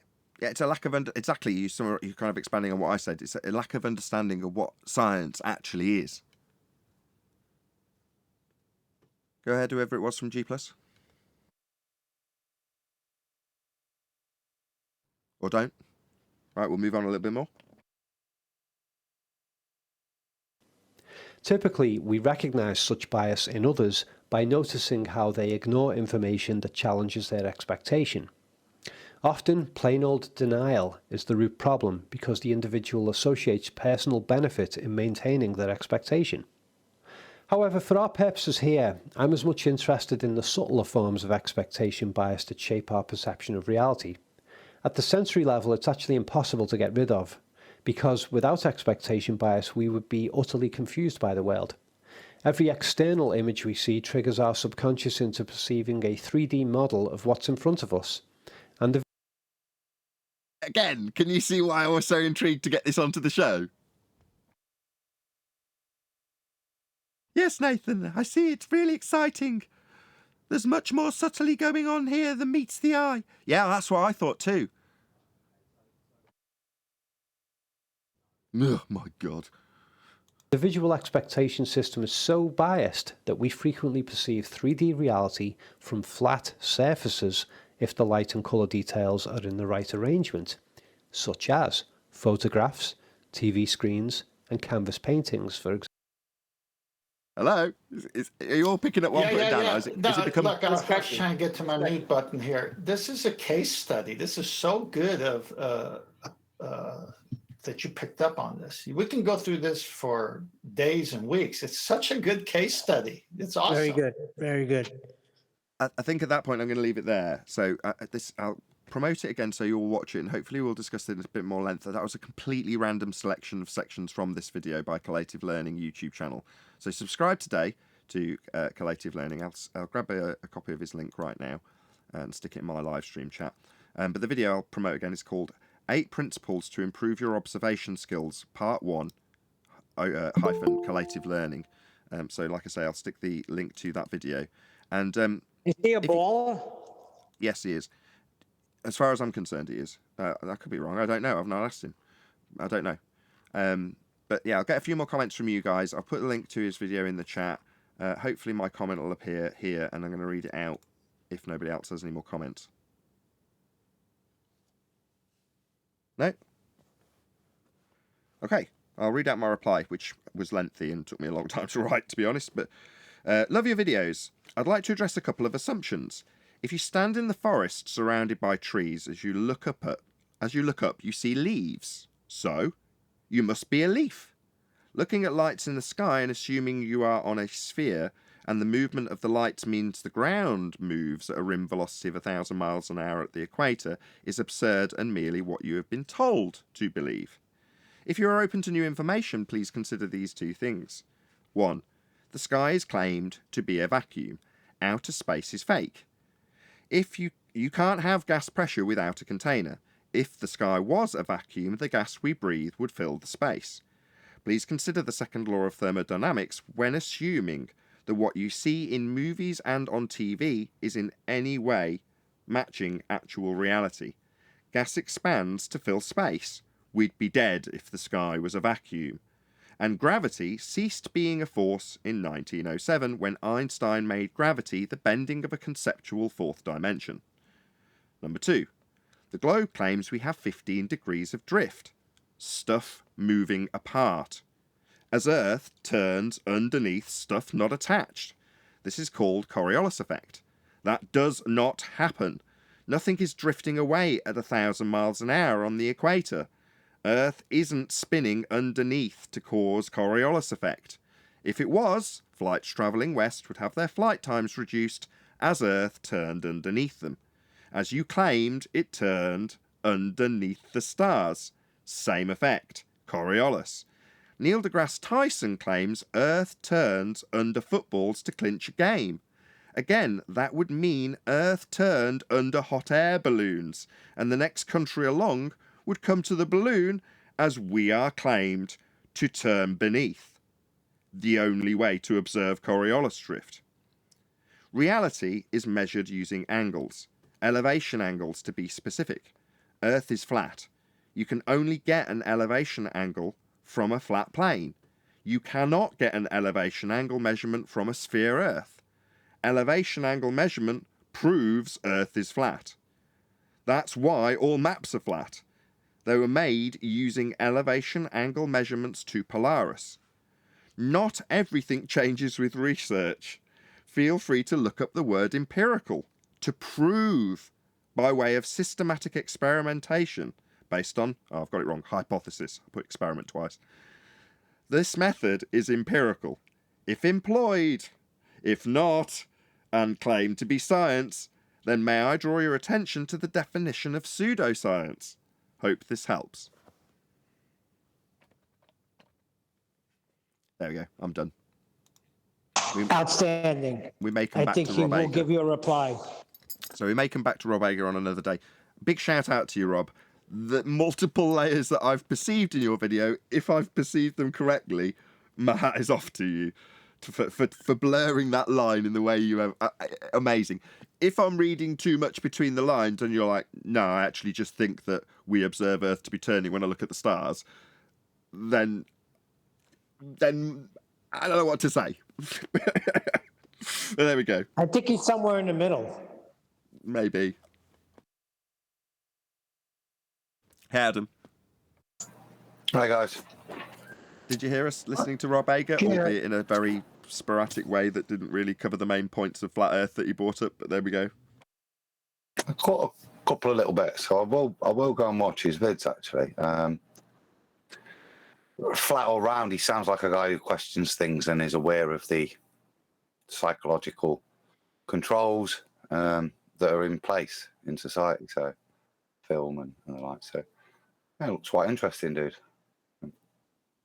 Indeed. So as I say, we'll definitely come back to it after you guys have watched it, because hopefully you'll bring it up of your own volition. And if you do, make sure you make some notes of the time so I can jump to it and we can listen to his actual words if we do cover it again. We may not. It's not that big a deal. It's just because, as I say, I came across it and read a lot between the lines and thought, maybe it's me. I'll bring it up on the show and see if I'm right. Oh, we're going to cover it. There's a lot of stuff, and the way we apply ourselves here, that when you're looking at other stuff, if you go and listen to like Russell Brand or Daily Wire and stuff, they're pointing out similar things, similar ways in which we're mugged off, colluded into believing things within society, the way in which media works, etc. So it's very interesting when you've got that flat earth training, how you take it to those topics and probably do see these things quicker than the average bear. If you see what I mean, you're more aware of. It almost applies to everything now. Yeah.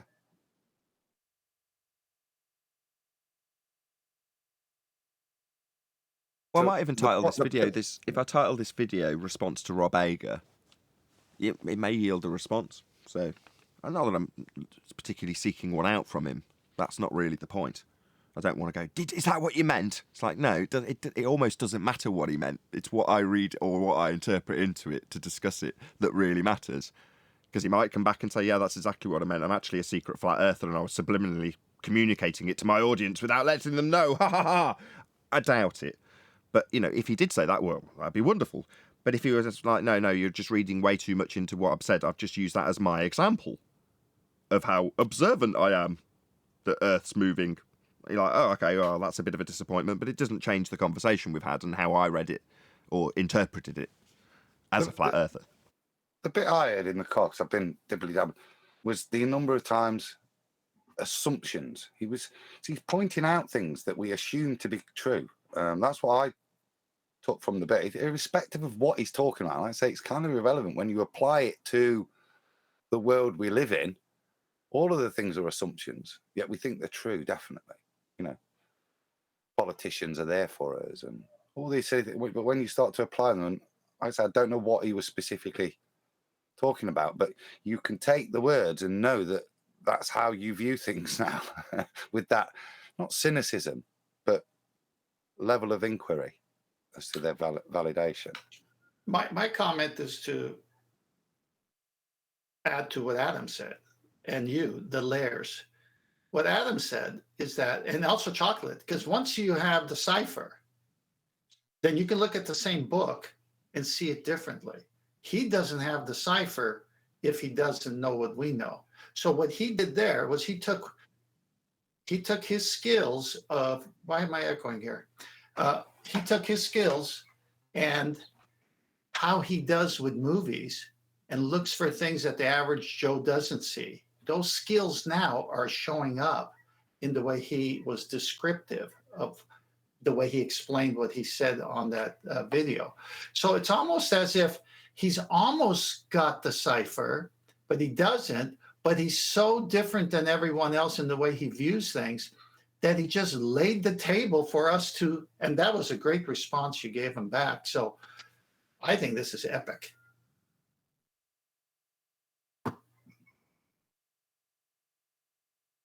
Any more for any more? I agree with Tent.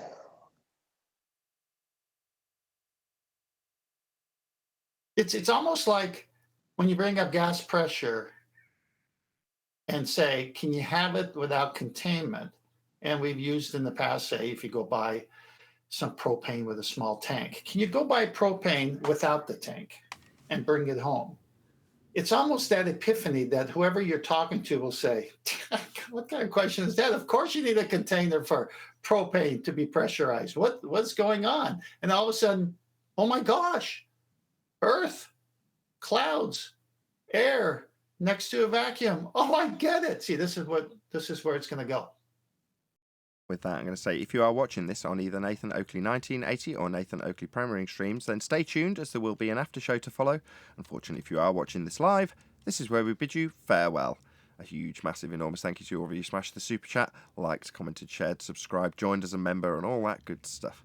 I've been Nathan Oakley, and I will see you all in the next video.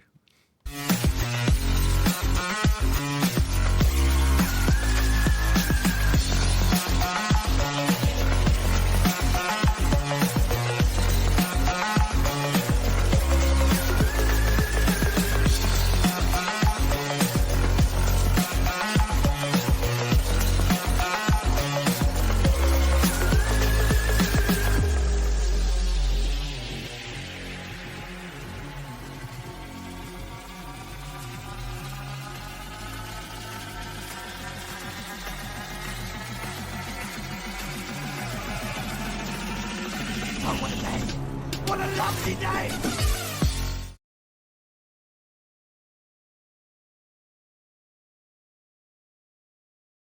Yeah, I'm looking forward to that. Sitting there, listening to Flat Earth debate in the sunshine. Well, I raise a glass of vino to you in advance. Toast you. Enjoy. And we say vacation. I'm going to title that live show, Does Rob Ager Know Earth is Flat? Good one. What do you reckon? Yeah. Yeah, very good. Yep, I like it. Can you post your comment in Master B that you sent as well? I like that because you wrote it well. Yeah, I really enjoyed that reply. Very good.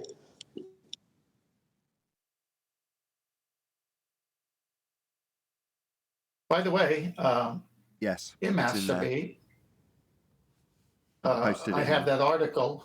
No, I got you. Thanks. But just before that, I posted that article that I wanted Eli to bring up, and he put it up, and I went to the source. Oh, okay. Where is it now? In Master B? Yeah, right above what you just posted.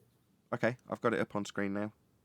So this is a New Scientist, okay? And little things pull up when you research the subject. And right there, if you go to the middle of the second page where it says Earthly, and then yellow highlight, Andrew Hill, Darwin Rules. Okay, 12 July, page 127 says, even in The Spectator, we rarely find serious assertions that the sun goes around the earth. One can, of course, believe anything one likes as long as the consequences of that belief are trivial. But when survival depends on belief, then it matters that belief corresponds to manifest reality. We therefore teach navigators that the stars are fixed to a celestial sphere, which is centered on a fixed earth. and around which rotates in accordance with laws clearly deducible from common sense observations. The sun and the moon move across the inner surface of this sphere, and hence pre-force go around the earth.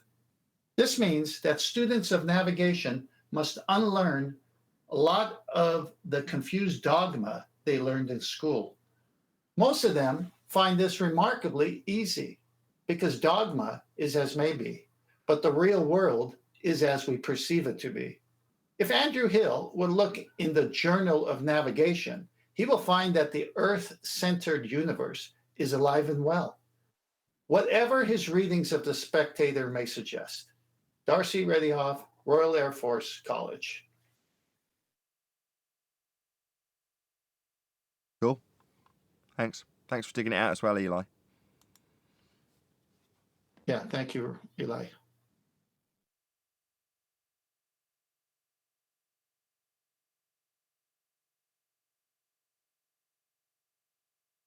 Well, hopefully you can talk amongst yourselves because I'm making a thumbnail.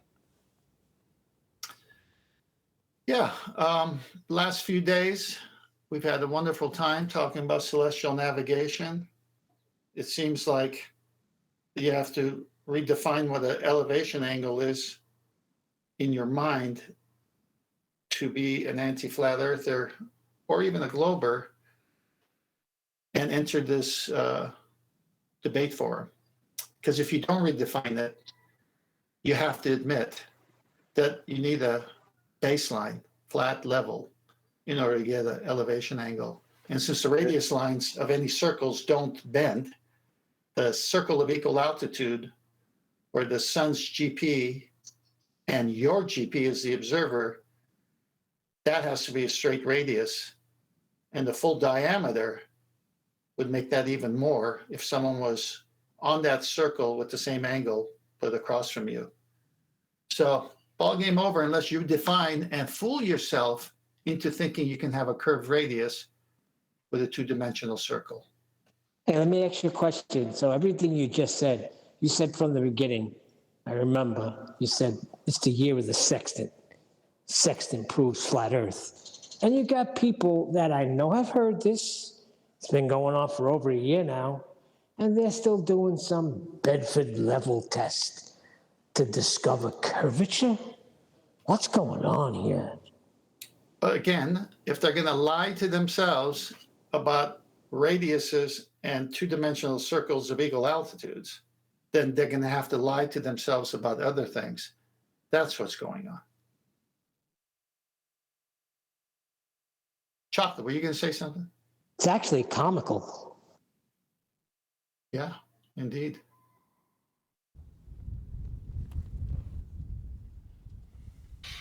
Chocolate, were you I going was going to. Sorry, man. No, go ahead. Go ahead. No, when you started talking about redefining shit, I kind of had to laugh because there's a lot of that going on, right? A lot of that fallacious type shit going on with people redefining things in order to have it stand for their argument. Like in the U.S., there's a particular political party that seems to like to do that a lot. And it's funny because they're actually getting called out on it right now for redefining a particular word. Funny enough, it starts with R. But it's the funny thing. Like, and I probably wouldn't have noticed unless I was here doing this. But I mean, everybody's noticing it now. So it's becoming that bad that you have to redefine words in order to have an argument. And it's horrible. So, Chocolate, you're saying since flat earth, like your eyes have been opened and you're picking up stuff in every walk of life. Oh, definitely. I agree. Yeah, well, that's what you have to do. What is the meaning of is? Exactly. You know, you're guilty of something. You focus on the word and say that can have different meanings. What do you mean is? But even in that statement, he's using the word is the way it's meant to be used. Yeah. Even though now he wants to redefine it in the midst of it, but he's literally using it. It's laughable, man. That's a word used in the hood. You say, yo, man, what it is? What it is, my man? Yep. Squirming, trying to squirm out of something when you've lost. The definitions of words are meaningless. Yeah, so why enter a debate if definitions are meaningless? Then just say, then I can't debate you because you've already said the definitions of words are meaningless. So why would I debate you? No. That's what you say. These are the things you say when you're getting your arse handed to you. No, I know. We just covered that part of it. I'm covering the other angle, pun intended, to it, which is why would anyone agree to debate when the opponent on the other side can, change the meaning of a word and not stick to definitions and just keep the nonsense going for another 3 hours? You can even agree to terms like that in the debate. You never know a winner.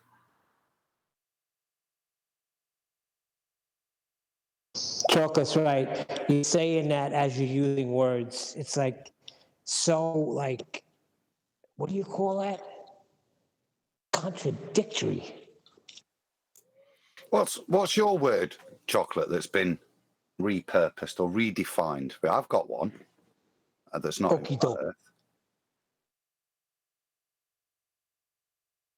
Say that again. What was your word that they've redefined? You said it began with R. I've got another one. Recession. Yeah. Yeah. So that's been defined within the Senate, redefined, hasn't it? Even by the White House. Yeah. Well, that's why I said I didn't want to go too much into it because I know not everybody here is from the U.S. But in the U.S. right now, we're currently in what they define as the technical definition of a recession. But the White House apparently doesn't like that, and they're trying to redefine it on the fly because obviously the recession is because of them and whatever the hell's going on with them. So now they don't like that. So now everybody in that particular political party wants to just redefine the word. Like, nah, we're not really in a recession, even though that's what we've been calling it for years and years. But yeah, nah. That's not what it is. It was classified as 2 consecutive quarters of negative growth, isn't it? Is the definition of a recession. So when that was presented to that is not the definition of recession, I think was, and this is the point. It's to maintain their narrative. We've got to redefine what's already being defined, what's worked for all of history. So the only way to maintain the narrative that they're not in recession is to redefine the word recession. Give you one a little bit more contentious. In the medical world, we actually saw, I won't go into the details, but over the past 2 years, the definition of the word vaccine has changed from something that confers immunity to something that helps reduce symptoms. 2 very different things. But again, necessary to maintain the narrative, a redefinition. Adam, let me pose a question to you.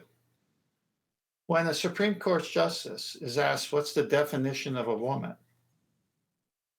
and can't answer that question, humanity has entered a new stage where whatever you want to identify as can be your reality, and you can just chuck all the definitions out the window at this point. So we're no longer objective, we're relative to how we feel. And someone can think they're a unicorn, and we have to honor that, or it's a hate crime. What say you? But Adam, what does that even legally mean? Adam, thank you. I think that's part of the breaking of your will. Are you prepared to subvert your will to such a thing such as what is a woman? Are you prepared to pervert your reality, to cow down to the state's mandates of how to think, even down to the point that the most obvious of things, such as what is a woman, you're prepared to deny your own reality? And that is where I think people are drawing the line. For gay rights, all these other rights, they've always been about those individuals as gays or straight or bisexual, whatever. It was about them, yeah, and letting them be and letting them live their lives as they see fit without other people's viewpoints of the world affecting them. This is kind of the perverse reverse. It's all about their morals being thrust upon us. And if we do not accept them, then we are in some way incorrect. So if I do not accept that a man can have surgery and then be a woman, it's me that has a psychological issue, a denial of reality. That's what's being painted. And I think once you, and this is the turn, once you accept that, then you are in 1984, because they can tell you anything. If they can tell you a man is a woman and you go yes, then you're done, aren't you, in terms of your free will? Especially when the person acts as a woman herself. Try to be sensitive. There's plenty of people who watch this that are of that LGBTQ community. And as a black, lesbian, bisexual, transgender woman, I feel that I should represent those people who watch in a fair and reasonable way. I think Adam was. It's still below par when it comes to qualification of being in the justice system with that position. Like, isn't it just a standard qualification that you need to be able to distinguish between the target group you're going to be dealing with? This is ridiculous. But that was kind of my point. Is it the target group, or is it the systems that have created a group that people have become a part of? I'm talking about the actual target group called women, which are the other side of men, which is the other target group, right? You're dealing with that as a judge. If you can't even define that, then what are you doing there? Let me add to that. Here, it's gone so crazy that certain schools are saying, no, if someone wants to identify as a woman, but biologically was a male, they're allowed to be in the women's locker room and swim teams and whatever sports at the college. And they dominate track and field and swimming, and they win the awards. And on the podium, you see that one's, I mean, your reality. And gee, Adam, you just have a way with words I really enjoy. You got to pervert your own reality to agree with this. You can see that it's a guy thinking he's a woman who wins everything, and the women have their head down because something wrong has taken place. So now we have bodies saying, okay, that's it. You cannot enter a women's contest if you are biologically male first, no matter what you think you are. So it's coming to a blow now where people are saying enough is enough. We can't have a guy with a penis in the locker room with a lady with her stuff. And this is not right. Now, they want to say that is right. And the Supreme Court justice didn't want to define it. Where are we headed if you think this way? I think this is small potatoes, distorting and blurring the lines between gender when you've distorted the lines of physical reality. I don't know. I see it as small potatoes. No, it's the same. To flat Earth. The same. I've got to be honest. No, it's the same. That's my point. The people who would just sit there and have a conversation with me about this and say, I'm with you, 10th, it's a perversion of reality. And I go, thank you. Now that I got you on perversions of reality, have you heard of the elevation angle? Okay. Hey guys, just got kind of humorously, could you identify as a robot to get out of legal situations, since robots aren't sentient and they don't have rights? Neither is your straw man, so it doesn't really make much odds. Listen to the last two pre-shows.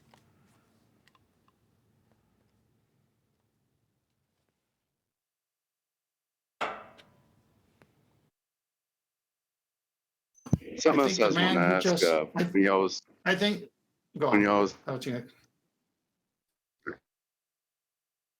When y'all was talking about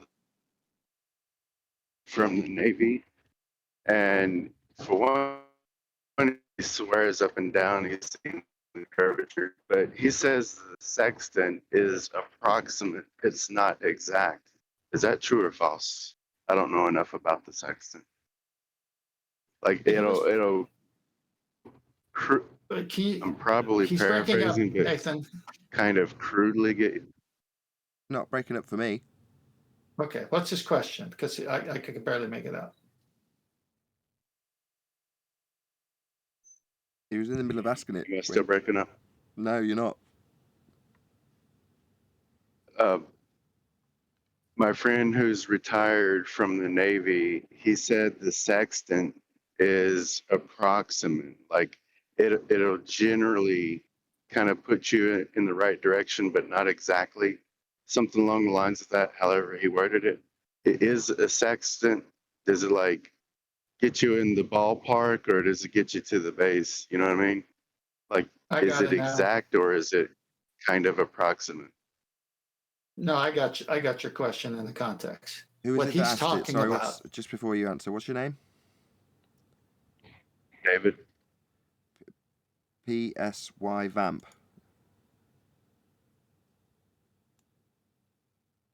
Thank you for your question. Go ahead, choice. Okay, I'll answer it, and then Adam, you can follow up. A sextant is an angle measuring device. There are corrections to be made to the instrument. If it falls, you got to make sure the horizon mirror and the index mirror are perpendicular to the frame of the sextant, 90 degrees. So it measures angles. What your friend is talking about is that if you do all the corrections to the instrument itself so that it's a precise angle measuring device, and you do the other corrections, getting your height of eye to the sea surface and all that, to get that right angle triangle, you can get as close as about a half a mile away at best from your target GP. So yeah, you're half a mile off from viewing a star with an elevation angle with a radius of 3,000 miles, and you say, it's not exact, it's a half a mile off. That's what he's talking about. Doesn't change the fact that you need an elevation angle with a baseline, or you can't have that 90. There you go. Hope that answers your question. Yeah. I mean, let's put it this way. They keep sextants on planes in case they have no other means of finding where they are if they get lost. Well, they keep them because they can find their way back once they've got lost. So you might say, oh, it's not very accurate. Well, why bother having them?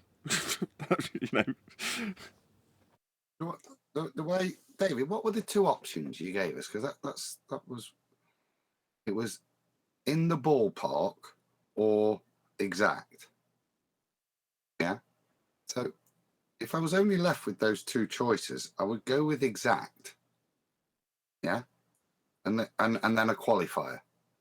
Exact as long as I get everything right, I make no errors, and there is no errors in the device setup.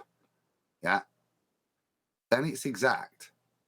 But nobody's perfect. Nothing is exactly perfect. Yeah.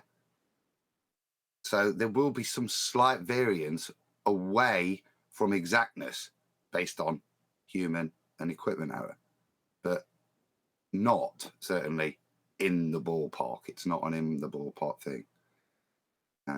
It's exact with human error is the way I would describe it. If you do all the corrections, has anybody been able to figure out why it's not exact? Why it's a half a mile off? Does anybody know exactly why? That's what 10th was talking about. That half mile offness is not attributable to celestial navigation. It's attributable to the errors in the measurements that you take. So for some people, it can be exact instead of a half mile off. Okay, hold on. Let's just try it a different way. You lost at sea.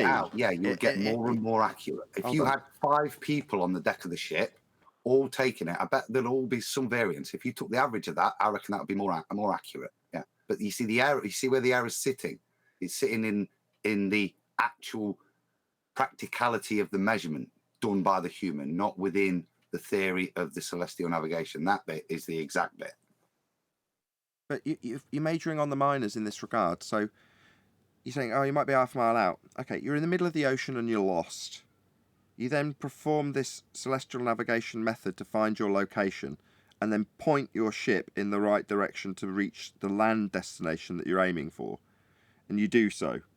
You point your ship, you travel there, and then as you're getting there, as the land comes into view, being half a mile off is absolutely inconsequential.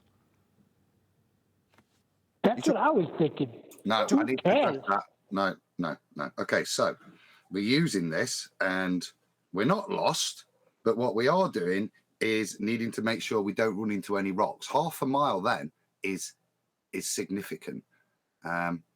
So it is accurate because you do have to navigate coastlines with it. Yeah, you might have some terrestrial navigation involved there as well to increase your position, or you may not.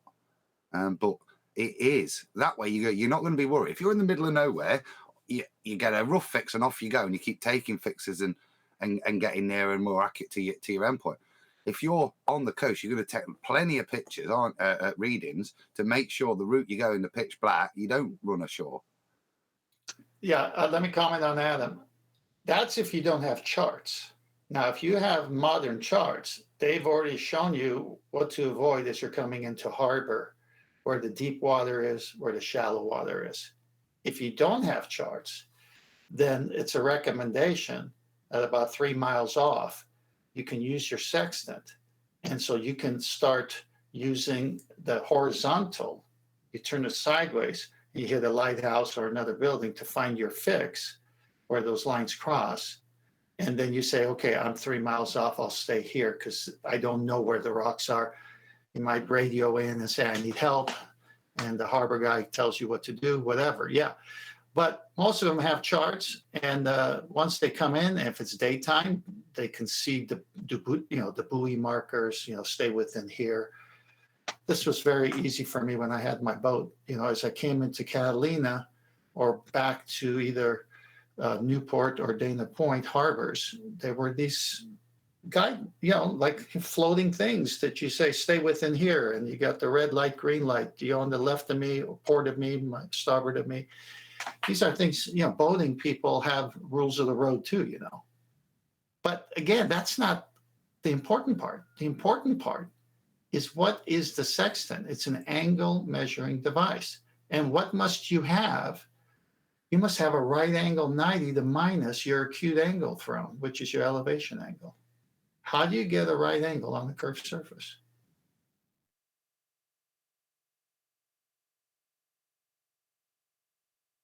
You can't even navigate if the Earth was a globe with those set of rules and parameters. Sphere. Go on. Go ahead. I know if you map a equilateral triangle to a sphere, it changes the degrees between each point from 120 to 90, which makes navigation not possible. Is that what they do in the sextant? Minus from 120 or minus from 190? Can you show me that in the steps? I don't know enough about a sextant. Yeah, that doesn't, it's not there. We've cited it's a right angle. We've cited it's a right angle triangle. We've cited you need an angle between 0 and 90 to know, and we know it's an elevation angle. I've never seen what you're talking about. The sextant is a sixth of a circle, 60, right? And they double that because of the reflecting principle. So it can do as much as 120, but that's used in the sky between two stars to know that angle. That's more than 90. That's not ever used for celestial navigation on the plane that you travel on. It's always 90. It's never 120. What they do when they have the octant, what they do when they have the quadrant. Quadrant is only 90. It was working fine with the quadrant, and all it could do was 90. Aren't the bigger ones for the lunatics? Nice one. As it, that's a celestial navigator's joke. I'll explain it. There is a point because before chronometers, there is the lunatic method of calculating local time. as well. So that's where you might want to be using larger angles of observation when you're trying to compare stuff that is no longer used. I think importantly, this was stuff that was beat out of us during the chronometer race, stuff that was forgotten, was initially hung on to and cherished, but has now been neglected. But that's another clock that's in the sky that's been obliterated from our memory, and the ability to do it. It seems really complicated looked a bit, but that's obviously a way they did it, and that's to me the purpose of having those bigger sextants, really. Or why they would be common, why they're there, you know what I mean? They're not just like an odd oddity, because I was wondering why they were there first 10th. Do you know what I mean? Oh no, you're spot on, because when they Nathaniel Bowditch in this book wrote tables for the moon and all that, and then chronometer and longitude based on Greenwich and everything else, it was like, okay, we've advanced. Why go back to that complicated math using the moon? But again, the large it's a double reflecting instrument, so it's got 260s, but the quadrant only has a 90 at the most, and it works the same way as the current reflecting instrument that can go up to 120. But horizon to the star or sun being above you, that's no more than 90. It can never be more than 90. That's why they say you subtract from 90. So those are for stellar angles, if you want to do that. Like how far is this star from that star if I use the sextant to measure an angle?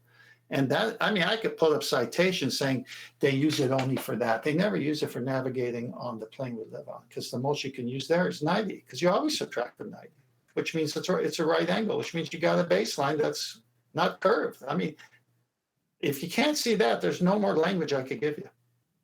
Is Arwen, are you there? Is he not? I'll take a note.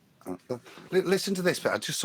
A bit I remembered popped back into my head. So, what it's to do is it's the position of the moon, and I forget the name of the star. It's not Regulus, is it? I don't know. A particular star, anyway, and it will there have an angular difference between the two. The way in which you measure the time, as far as I'm aware, or to place your your longitude, is you measure the parallax between the moon and this star. So then your longitude is then defined by the variance away from the supposed position. Then they mark that as the parallax between the star and the moon, which is very interesting because you don't see parallax listed. Okay, so you would have to move like on the Earth and then basically watch the moon and the star behind it, in this case, presupposed, and then see if it's going to shift. Is that what they suggest happens? Does it? If say the initial time, the time over GMT, say along that meridian, then the relationship between the star and the moon is 30 degrees, whatever, I don't know. It doesn't matter. Then that's the relationship at that meridian. You can then work out your longitude by seeing the parallax between that. So the variance between what it is over that part, that GP, and what it is where you are. They're really, really complicated tables, but it is a methodology to determine your longitude. And it seems to be the thing that was historically done. Okay, but does it actually work? Yes. I mean, I think that's So to validate that, so during all the tests, you might be able to help me with the guy's name, 10th. I forget the guy that he's the head of the Navy in terms of the chronology stuff. So they're doing all the competitions for taking on navigators, chronometers, but always they insist on taking a lunatic with them, someone that's able to do the calculations via the lunar method, and that it was always there as backup. And in all of the cases, they ended up reverting to using the lunar method eventually because the watches somehow break after 2 or 3 years. Yeah, you know what I mean? Even those best maintained. And once you've lost that, you're lost. So they have to still have that technique. So even during the transition phase, it was your backup to your chronometer. Okay, so but let me get it straight. There is like a virtual separation of reference frames between the moon and the stars. So if you move over the Earth, then the angular relation will not shift like perfectly synchronous, right? And that's the parallax? That seems to be my understanding of the claim and methodology, yeah. Right, okay, then I got it straight. Okay, interesting. Then, are you in the vicinity, sir? Who? We got the lion surat dumbass Zanuck in here. I don't know how he got in here. He's in chat skanking as usual, and he's making all kind of claims in here. 10th is wrong. 10th is wrong. No need for a 90 versus surface only versus horizontal. Just a whole bunch of crap. Do you want to let him go, or do you want me to put the clamps down on this knuckle dragger? You brought it up, so it's up to you. Go ahead, Zanuck. Oh, he took off, man. All right, carry on. That was quick. Second. So That's they pretty are telling. listening, are they? Hold on. As soon as you bring him on, he runs. He talks nonsense in chat, but when you want to address it, he runs. Yep. Right, which means that he was actually paying attention all that time and basically didn't speak up out of cowardice? It just shows he's guilty. He knows.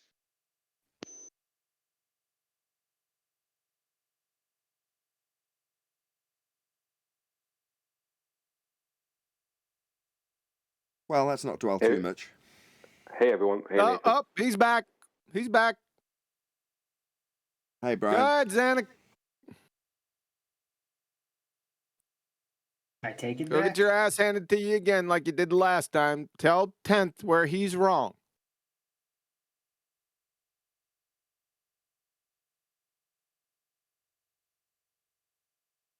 You better come off mute and do it. I'm going to take a giant dump on you. That's okay. We don't need him. If he's been chat skanking, you can go through what he's written, and we can go through that. It's incoherent and disjointed. He's making claims that are grammatically numpty dipshit. Which one of it? He kept on saying this. 60 nautical miles is defined as a curve. That grammatically, it's fucking stupid. Sorry. Yeah, that's because he doesn't understand that the celestial sphere model is only an orthographic representation of angular measurements. No, he doesn't understand basic reasoning because 60 nautical miles is a distance. It has nothing to do with the shape of anything. Yeah, but he thinks it does. That's my point. They all think that 60 nautical miles per degree has something to do with the curve on the celestial sphere model. They actually realize that the celestial sphere model is just a tool for orthographic representations. They literally don't get it. I'm after having this argument with I don't know how many of them. What they need to do is 60 nautical miles doesn't define a curve. 60 nautical miles is a distance. They don't even know what curvature is. Ask them what curvature is. Zanuck, what's curvature? Define curvature for us right now. Come off mute. Bet you he doesn't know. He's not going to come off mute, so I'll just deafen and mute him. And then we'll put him in timeout. So I'm tired of listening to this fucking idiot. Go ahead. You can move on. Yeah, I just expanded a bit on that because it came up. They don't understand that 60 nautical miles per degree, they don't understand why that's not a curved distance. They think that requires a curve because they don't understand where it's originally coming from. It's coming from a minutes of degree measurement. That's where it's coming from. But because the celestial sphere model has a curved roof, they think that that means that the distance has to be curved. They don't understand that you could have the celestial square model and it still work the same way. It's the angles that's being represented, not the roof. Like the protractor has a curve, right? Because that and the same thing. Celestial sphere model and the protractor are one and the same thing. But the whole point of it is so it can represent angles in orthographic, measurements of perspective in orthographic. So when do you use a protractor? Like when do you use it? If you're going to use it, let's just say at sea, then you wouldn't use it side on. You'd have to turn it and turn it up. You'd have to turn it so it's pointing away from you, and it'd have to be with the curve upside down. So where's the 16 nautical miles then? Is that something? Is that an upside down curve then? Do you know what I mean? They don't understand where 16 nautical miles per degree, what it is. They don't understand it's a horizontal distance. It has to be. And that's because they don't realize what they're doing is hijacking the celestial sphere model, the roof of the celestial sphere model, to put 16 nautical miles or whatever distance they want onto their globe, which they're putting in the center of it, not realizing that once they do that, they've just destroyed themselves, because then they don't have a radius for the circle of equal altitude, because curved lines aren't radii. They don't get it. They don't get it.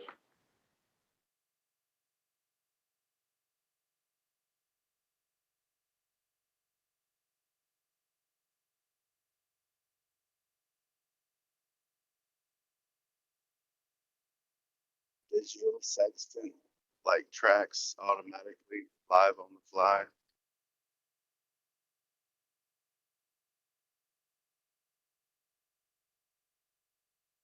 Could you repeat that? It didn't come in very clear. One ever made a digital sextant like controlled with motors or something, I don't know, to where it tracks live and on the fly, gives you continuous output, like updated every second or whatever. Well, I'm sure they could do it with it. I'm sure they could do it in today's world, but I don't know. I don't know, because it's a tool. It's, you have to use. I don't know if that's possible. What you're asking is possible.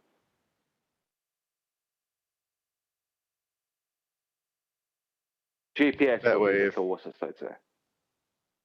That way, if you got some drift and it's also connected to your boat's navigation, it could automatically correct. This is what I was thinking.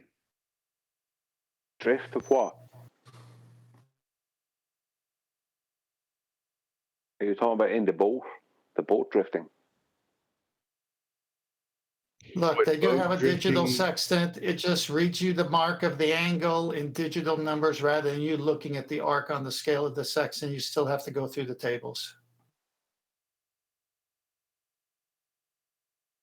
What map do you use for the sextant? The AE map?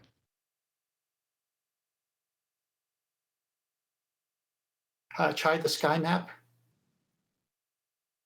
Say again? Try the sky map against a given horizontal to get a perpendicular, vertical elevation angle. The sextant is used for an elevation angle. That's a vertical you're establishing. And you're using the stars in the sky to do it with. No, he's not asking that. He's asking which map would you get your compass out and draw on when you draw a circle? UTM, what is it? Most of the maps that they do their charts is the Mercator that they use, because it's got square longitude and latitude lines that don't converge, and then especially the longitude don't converge. That's where they do site reduction and bring that huge circle of equal altitude to the Sumner method and all that. And they say, well, you can treat that arc as a straight line, and you need to do an azimuth, and that's got to be 90 degrees in the direction of the sun or star that you're sighting. They never deal with the full big circles. The map, you couldn't have it on board, so they reduce it and say treat it as a 90 on the horizontal. But their maps would be one big map. Sorry.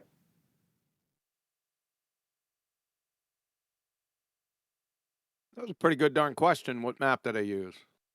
The United States military uses universal transverse Mercator map. Like somebody said UTM. That's correct. Yeah.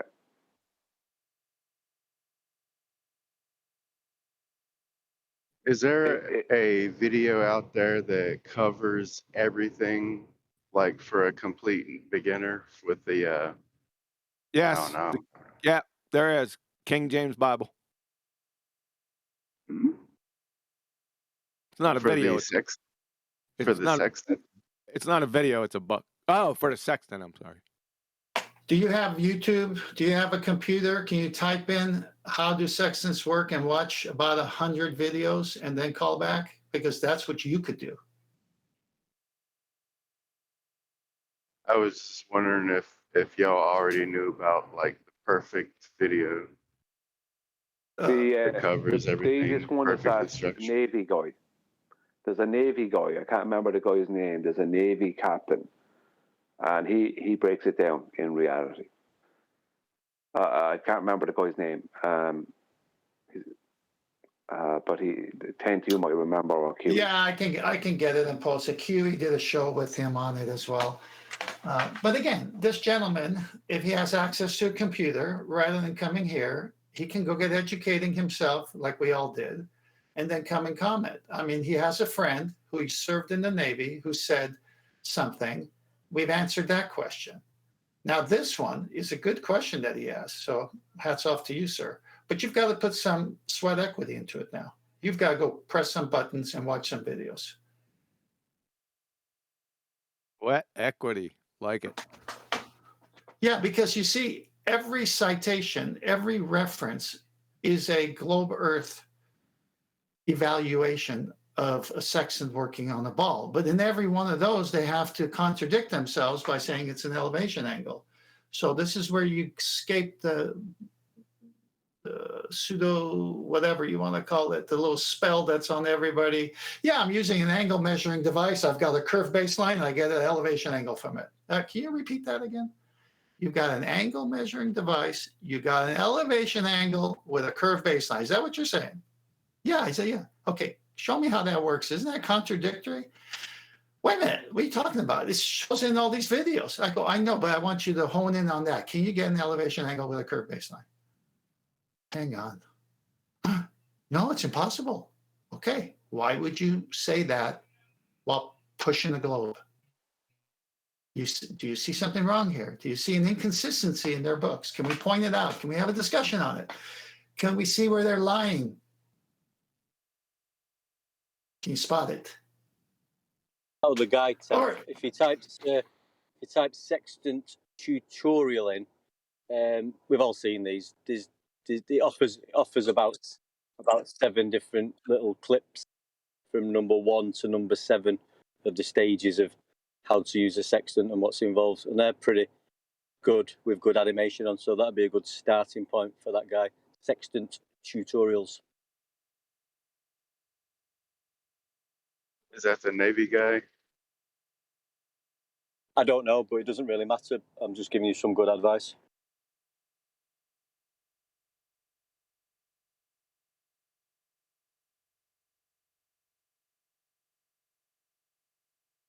I've got a really unique design for a boat that cannot capsize.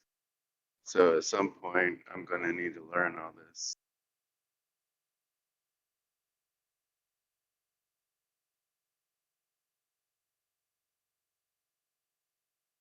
What did you say? You got a rubber dinghy life raft as well, mate.